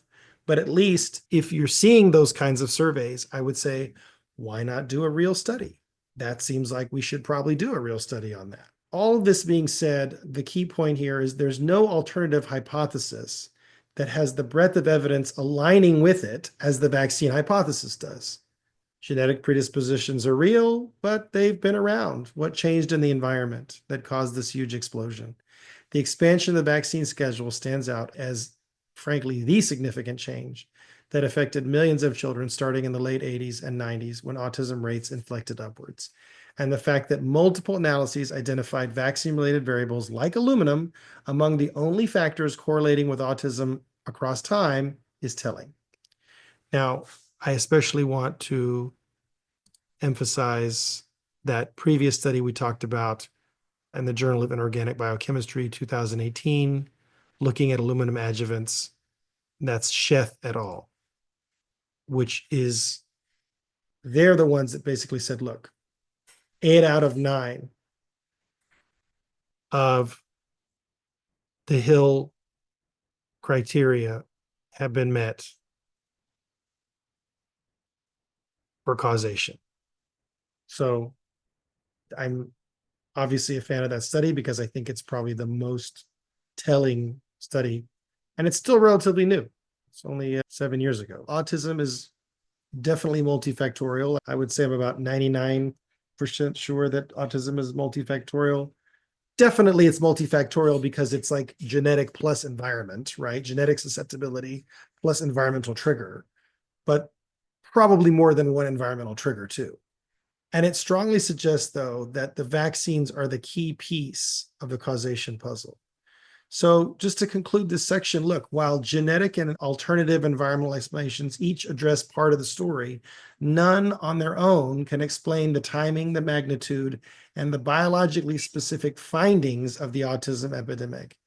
On the other hand, the hypothesis that we're putting forward that vaccines, through their ingredients and their immune effects, their immunotoxicity, are the major driver, is supported by the convergence of epidemiological clues, mechanistic evidence, and the inability of these other factors to fully account for what we've observed. So rather than viewing the vaccine hypothesis as the fringe idea that's been ruled out, it frankly should be considered the leading hypothesis that fits the data at least as well as, if not better than, any other. Vaccine skeptics are often labeled anti-science when they're actually the ones asking for real scientific studies. Yeah. Look, and I think the key point here to emphasize is that we're not denying in any way that autism is a complex condition with many contributors. We're just recognizing that among those contributors, the vaccination program is the most prominent one that has so far been identified. Okay, so we've got a few future research directions to take a look at, and then a conclusion, which I'm going to request that you read. Yeah. So future research directions, did you have any questions before we get started looking at future research directions? Well, in the beginning, I asked why, but really, this is a call for the governmental agencies that exist to conduct that study, that the study that would settle this debate, a proper vaccinated versus unvaccinated comparison. Right. Yeah. And I think the challenge that I would have is that what governmental agency or organization at this point would I trust to conduct that study? And that's the biggest problem I have with it, is right now, because of COVID, I feel like the CDC, NIH, WHO, certainly the FDA, give me a break. I don't trust those guys anymore. And I think that they're working to try to reestablish trust. I like some of the people that they picked, but I have to see, the proof is going to be in the pudding. And Well, in the least, who's responsible for taking a look at the 1980s adjuvants that we're still using to inject children with? right. Right. Yeah, which we know some kids are more vulnerable to. Absolutely. So here's looking at the future research directions. Given that vaccines are indeed implicated in the autism epidemic, it then becomes imperative to chart a path forward to further explore the connection, establish certainty beyond all reasonable doubt, and then I think most importantly, to make the practice of immunization as safe as possible. So what are some certain areas where we could benefit in terms of boning up the case with some further rigorous investigation?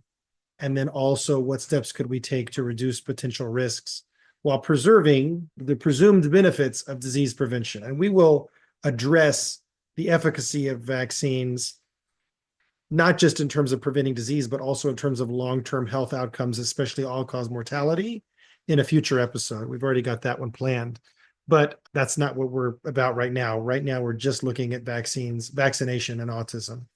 Assuming that vaccination as a practice can be salvaged, how might we best go about that? Below are key future research. Yeah, so we're going to talk about future research and policy directions that we believe are worth pursuing. Number one, that we have to get independent, as you said, vaccinated versus unvaccinated studies. We need multiple, I would say, comprehensive, large-scale epidemiological studies comparing health outcomes, all health outcomes, not just autism spectrum, but all health outcomes in fully vaccinated, partially vaccinated, but most importantly, I think fully vaccinated versus completely unvaccinated children would be enormously informative. And when it says partially vaccinated, what I would be interested to see is like, what about in kids who only get one dose of each vaccine versus the ones who get the recommended 3 versus completely unvaccinated? I would love to see those 3 groups explored and followed over time. And my comment about people who say it's unethical to do a prospective study on kids that are unvaccinated, I have 2 comments about that. First of all, there's some parents that are just not going to be willing to vaccinate their kids, period, no matter what you say or do. Why not just use them? Number one. Number 2, if you only need 95% for herd immunity, which is the vaunted claim of the vaccine experts, Paul Offit and his ilk, what's wrong with 5%? Let's have, even if it's only 5%, let's do a 5% study looking at 5% of the population, up to 5% unvaccinated, to 95% vaccinated, and we'll see. We'll do a longitudinal comparison. I think you can get the data you need from retrospective analysis, but so obviously these studies would need to be conducted by researchers free of conflict of interest with robust controls for confounders, looking at things like socioeconomic status, nutritional status, et cetera. If no one is willing to do randomized controlled trials, then well-controlled observational studies that leverage populations, as I just mentioned, that delay or forego vaccines for any number of different reasons should definitely be undertaken. And whether it's the NIH or a consortium of international agencies that could fund such research to finally answer that question, do unvaccinated children have lower rates of autism and other chronic conditions than their fully vaccinated peers? And what is the differential, if any? In other words, are these surveys correct? Smaller studies and surveys have hinted at differences, but the definitive study would be huge and it would carry weight in either substantiating or refuting the vaccination autism link. Again, not looking at any particular vaccine, but looking at the entire program of vaccination is the key. Number two, replicating and verifying the past study results. So in light of the CDC whistleblower revelations, we need to replicate the 2004 MMR timing study using independent data sets. Other major studies that have influenced policy, like the Danish studies that get cited every week, need to be re-examined with raw data reanalysis by independent statisticians that have no connection to big pharma. All data from prior vaccine safety studies should be made publicly available for transparency and to allow fresh analyses with, of course, sensitive information de-identified as usual. Because ultimately, it's only through replication that we can restore trust in the findings. And if we find an effect, like the MMR autism subgroup risk, certain patient populations, maybe African-American boys, is real, then independent scientists will find it when they're analyzing similar data. If it's not found, then that should also be published and would help to put the issue to rest. The point is, no study is going to be considered the final word unless it's been independently reproduced. And I would add to that, and had its data set published, which is not always done, but really should be done, I think, in the era of transparency in science. Also, we need mechanistic studies on vaccine ingredients. We have a lot, but we need more. This is, again, less about proving the link with autism and more about how do we develop safer vaccination. We need more lab research to understand how vaccine components lead to neurodevelopmental changes. Animal models are valuable. We need more studies in mice, primates would be even better. Receiving that standard infant vaccine schedule versus unvaccinated controls would help illuminate the biological differences in brain development, behavior, immune activation, and toxin accumulation. For example, the study in mice showed social behavioral changes after the aluminum adjuvants were administered at the same doses as human kids receive. Larger confirmatory animal studies would strengthen that causal inference. Why aren't they being done? Well, we've talked about that too. But we need examination of the mechanisms at a cellular level, looking at the microglial activation, looking at the cytokine profiles in brain tissue after vaccination to help understand which ingredients are okay and which ingredients we need to pull out and replace. Research on the pharmacokinetics of these vaccine ingredients in infants. How do these aluminum distribute in the body? Are they crossing the blood barrier? In what amounts? Or how long do they persist? These questions need to be answered to fill in all the gaps in our understanding. We need to be doing autopsies, MRI studies, brains of individuals exposed to high vaccine loads versus not vaccinated may be insightful. Certainly the autopsies I would expect would be. And so looking for aluminum deposits, immune activation markers in the brain tissue. Again, we've already seen some of that, but it would be good to see more of it. Looking at biomarkers of susceptibility. Again, we've talked about how only a subset of children are vulnerable to vaccine-induced neurodevelopmental harm. So research should focus on identifying the biomarkers that help predict which children are at risk.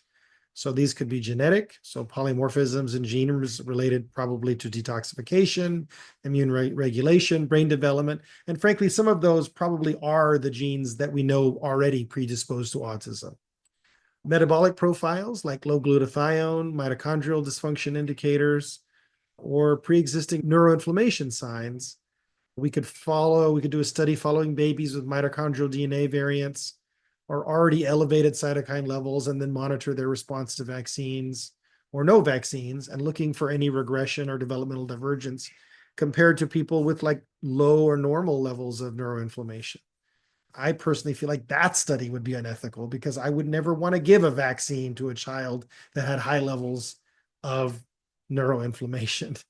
But if we can really refine that high risk profile, then we can identify the children who are at the highest risk for vaccine reactions, and then at the very least modify the vaccine schedule or use other preventive measures such as pre-treatment with anti-inflammatories or antioxidant therapies before and after vaccination, which is something that naturopathically we're trained to do. We do that in patients whose parents want them to be vaccinated, but like, hey, I want to minimize the risk. FLCCC IMA used, you remember the FLCCC I Prevent protocol for vaccine, reducing the risk of vaccine injury using ivermectin and some of the other FLCCC protocol, I think N-acetylcysteine, glutathione, bromelain, that kind of stuff, before and after the vaccine dose to help reduce the risk of a vaccine reaction. That was, I think, before we just straight up were like, hey, stop getting boosted, stop getting the vaccine, which is where we are now. We need to improve vaccine formulations, obviously. I think that's a big take home from this whole presentation. Vaccine manufacturers need to invest, and they need to be incentivized to invest in developing formulations that do not rely on neurotoxic components.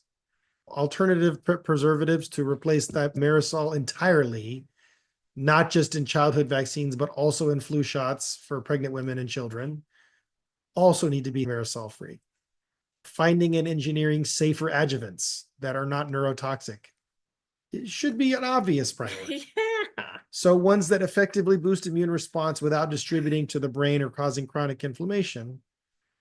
And frankly, there is some promising research on adjuvants like detoxified endotoxins, squalene emulsions that may prove safer than aluminum. But what's the incentive for the manufacturers to switch to these newer, probably more expensive adjuvant technologies when they're immune to liability? Hint, there is, in fact, it's actually a reverse incentive. They're incentivized to keep using the aluminum. And so if we're going to fix the situation, we have to eliminate their liability waiver. We've got to reverse that Vaccine Act of 1986. I think that would go out of any one thing we could do. That's probably the one thing that would make the most progress on this front. Fantastic by September. Yeah, there you go. So reducing the overall antigen load per visit. This is something that a lot of parents are already doing, but spreading vaccines out rather than multiple simultaneous injections with multiple simultaneous antigens, we could at least test that for safety benefits. It may or may not actually make much of a difference because, again, with each additional dose, you're getting more adjuvant, more of the rest of the vehicle, which is where we think a lot of the problem probably lies. So is it really better to take an MMR and separate it out into 3 different vaccines? I don't think there's really much evidence of that. The goal in investigating it, though, would be to maintain or improve the efficacy of vaccines, which again, we will look at in a future episode, but while we're minimizing the collateral damage to the developing nervous system. Obviously, we need to reevaluate in the meantime the whole immunization schedule.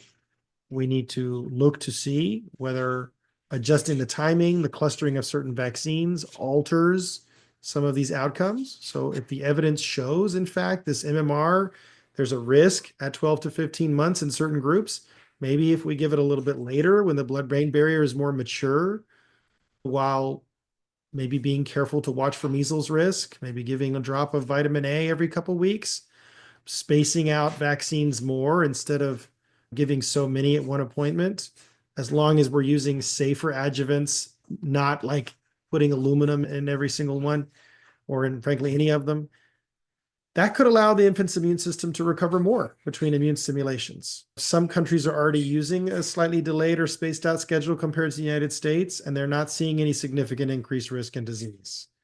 So we could do trials or observational studies looking at spaced out schedule versus the current schedule and seeing whether there's a difference in autism outcomes.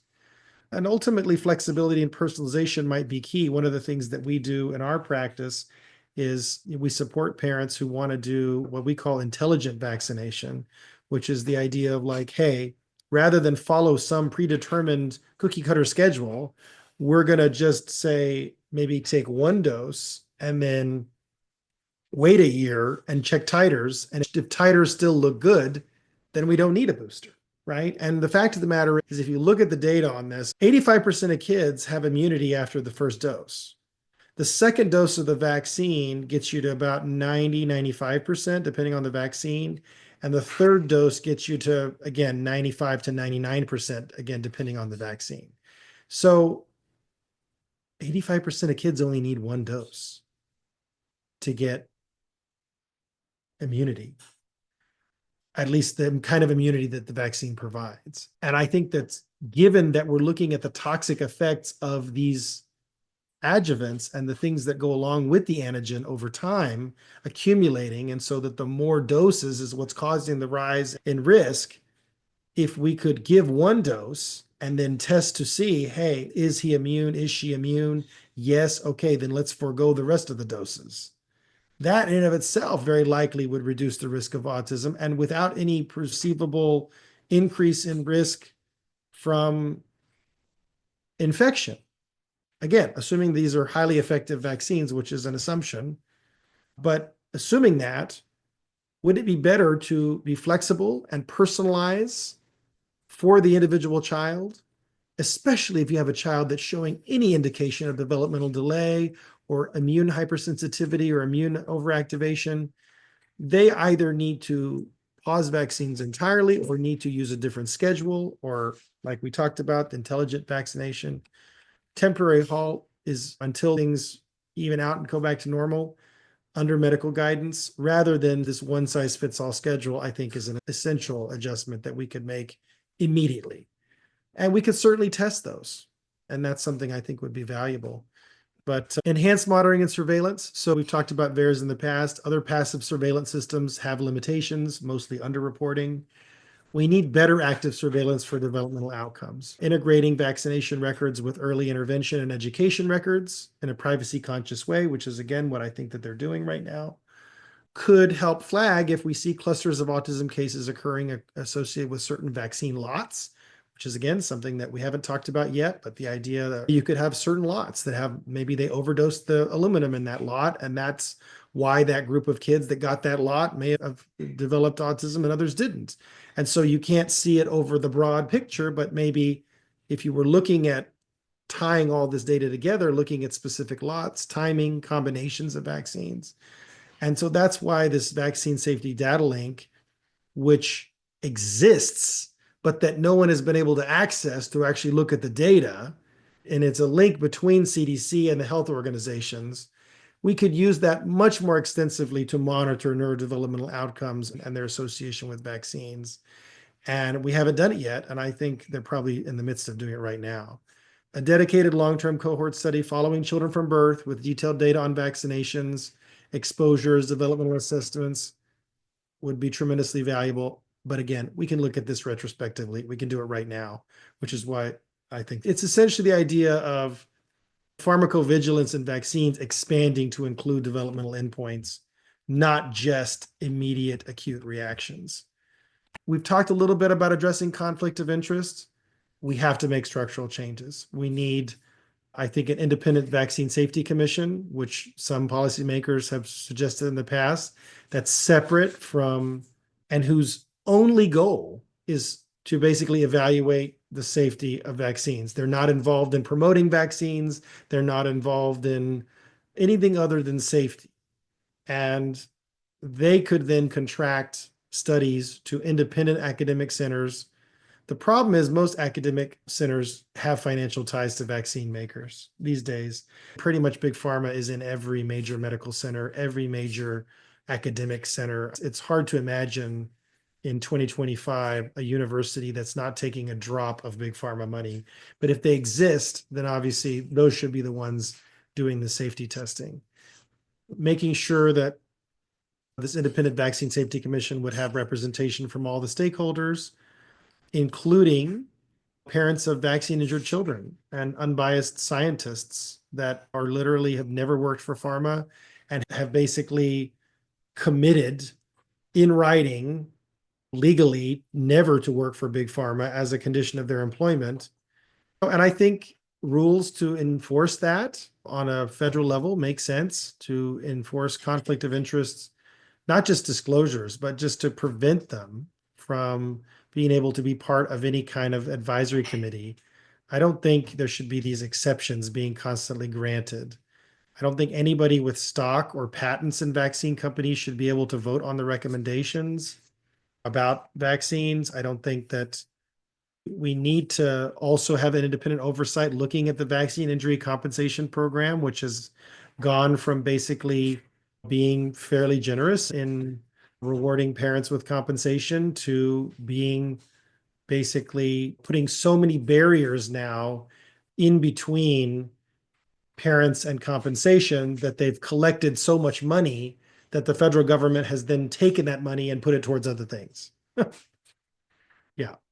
If autism is being dismissed out of hand by the vaccine injury court, which I suspect that it is, that needs to be reconsidered, obviously, in light of the evidence that we presented, and I think other emerging evidence that is likely to come out in the next 6 to 9 months. If we looking at therapeutic and preventive strategies other than vaccines, if we accept that vaccines could trigger autism in some people, then we need to also explore ways to mitigate that risk in practice.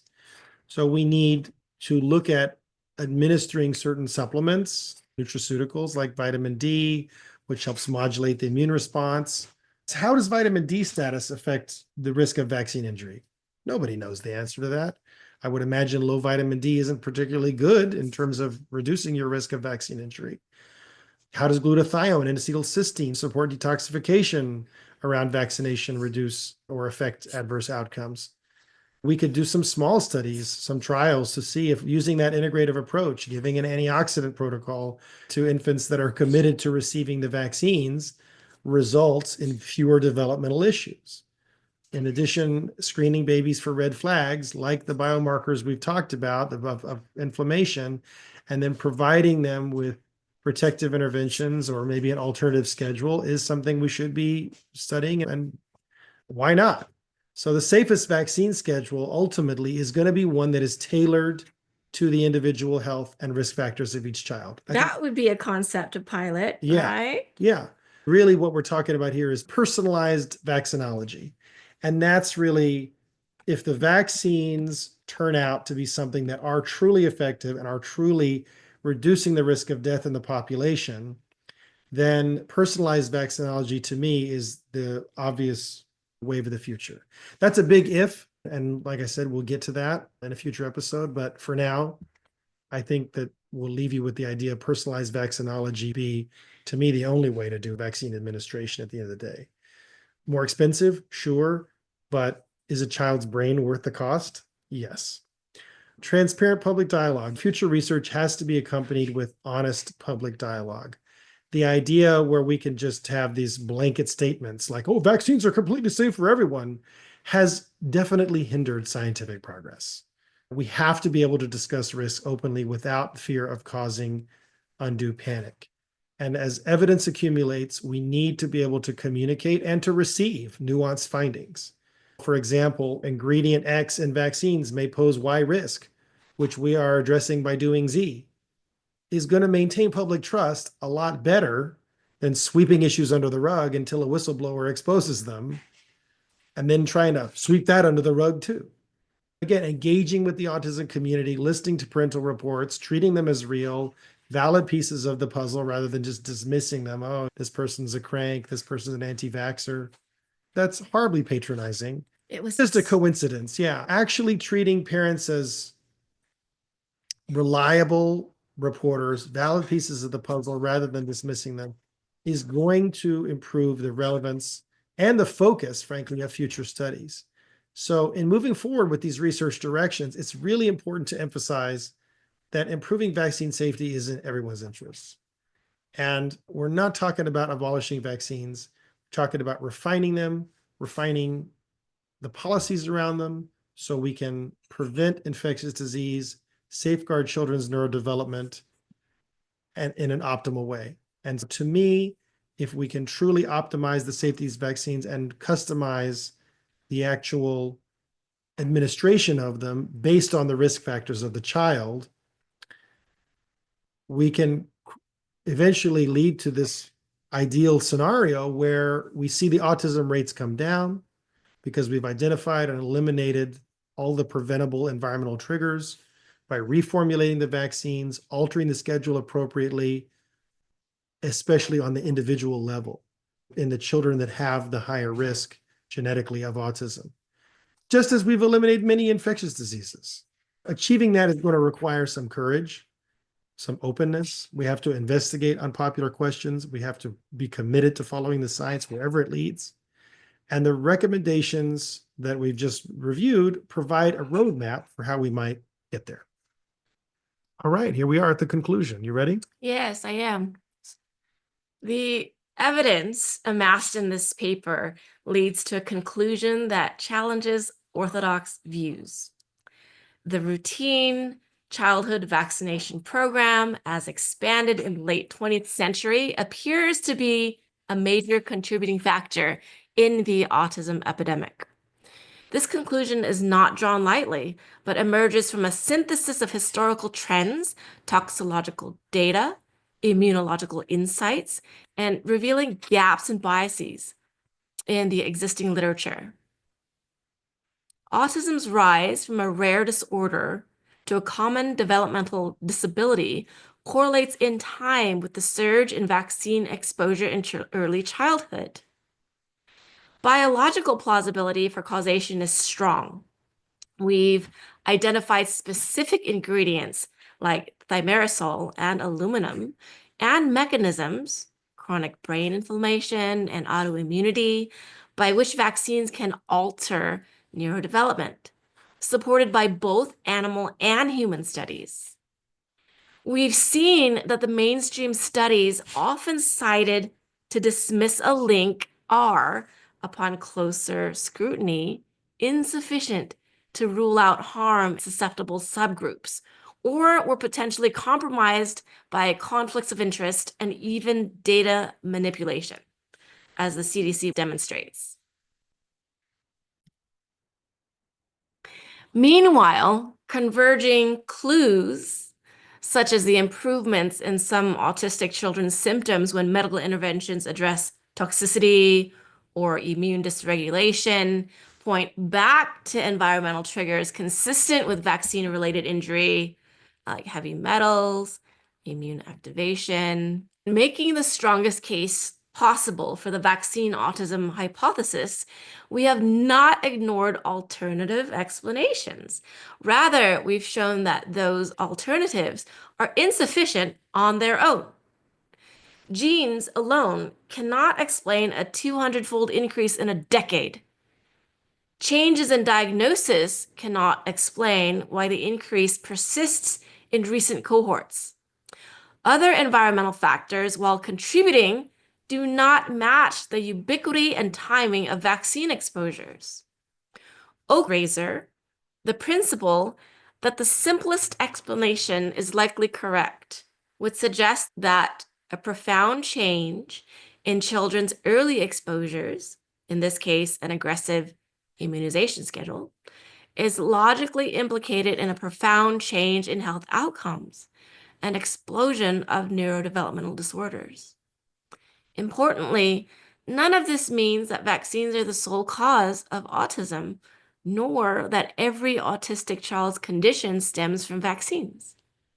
Autism is a heterogeneous spectrum with multiple pathways.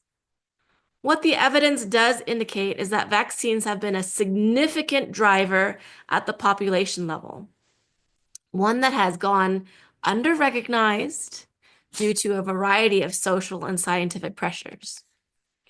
The implications of accepting this conclusion are far-reaching. It calls for urgent action to reform how we approach vaccination. We can and must find a way to protect children from infectious diseases without trading off their neurological health. The recommendations outlined, from improved research and surveillance to adjusting vaccine formulas and schedules provide a roadmap toward a safer future. Implementing these changes will require integrity and openness from our public health institutions. It will require admitting that we may have made mistakes in dismissing parents' concerns, and that some children have indeed been adversely affected by vaccines. That admission, coupled with concrete steps to reduce risks, would ultimately strengthen public trust, not weaken it. Some critics worry that acknowledging any link between vaccines and autism could lead to decreased vaccination rates and resurgence of diseases. But ignoring a problem has its own costs. We've been witnessing an epidemic of autism and related developmental disorders that carry enormous societal and personal costs. The way forward is not to maintain an untenable absolutist position, but to confront the issue head on and fix it. Medical science has advanced tremendously. We should be able to devise immunization strategies that are both effective and avoid triggering neurodevelopmental harm. One hopeful aspect is that, unlike fixed genetic conditions, environmental contributions to autism are preventable. If excessive or improperly delivered vaccine exposures are causing autism in some children, then by modifying those exposures, we could prevent those cases of autism. Even if vaccines account for only, say, a portion of autism cases, preventing that portion could spare tens of thousands of children.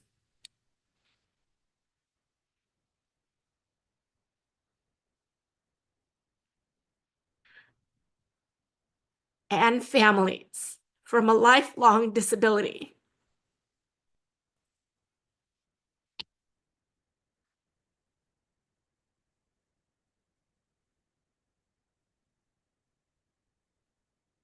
The stakes for getting this right are enormous. This is not about casting blame. It's about using scientific knowledge to improve children's health outcomes on all fronts. In conclusion, the weight of evidence reviewed here favors a paradigm shift. Autism is, at least in part, an iatrogenic, medical treatment-induced disorder, with the childhood vaccination program as the key trigger in a subset of vulnerable children. This realization should prompt both humility and determination. Humility that our well-intentioned public health efforts may have had unintended consequences, and determination to apply all the tools of science to rectify the situation. By embracing a rigorous, honest examination of vaccine safety, and by making thoughtful changes, we have the opportunity to halt or reverse the autism epidemic. We owe it to the current generation of children and future generations to act on the evidence, to reform what needs reforming, and to ensure that the tools of prevention we employ do not themselves become sources of harm. It is time for an autism safety reboot of the vaccination program, one that retains the undeniable benefits of vaccines while fully addressing their risks. The findings in this paper make a compelling, indeed near airtight case that such action is urgently needed. Science, when done correctly, is self-correcting. The story of vaccination and autism should become a success story of scientific self-correction, where initial complacency and denial give way to enlightenment and innovation, resulting in safer vaccines, healthier children, and ultimately the vindication of concerned parents through the prevention of autism cases that would otherwise have occurred. The chapter of vaccination and the autism epidemic is not yet closed, but with continued research and reform, guided by the evidence reviewed here, we can hope to bring it to a responsible and positive conclusion. Great. Thank you, Benny. So I know that we said that we were going to talk about what about infant mortality? Because that was a question that we got when we announced this topic. And that's a separate It is. thing. Yeah, I think this is a good place to pause, and we can actually address that as part of our next episode. Yeah. Because that's not going to take nearly as long. No. Okay. All right. Well, anything else you want to say about this, or? No, I'm complete. I think I need to go for a walk or punch a pillow or lift some heavy weights or go sing a song. Yeah, I get that. Well, thank you for joining us on this week's episode of the Partovi Effect. I know it's been a bit of a doozy, but we needed to really go deep and go broad, both, because this is a topic which, of course, there's a lot of, frankly, both dis and misinformation about. And if we're going to separate the wheat from the chaff, we had to do it in this broad, comprehensive, deep way. So thank you for your time and attention, your engagement, your participation in this conversation. I'm Dr. Ryan Partovi. And I am Mrs. Madi Partovi. Be well.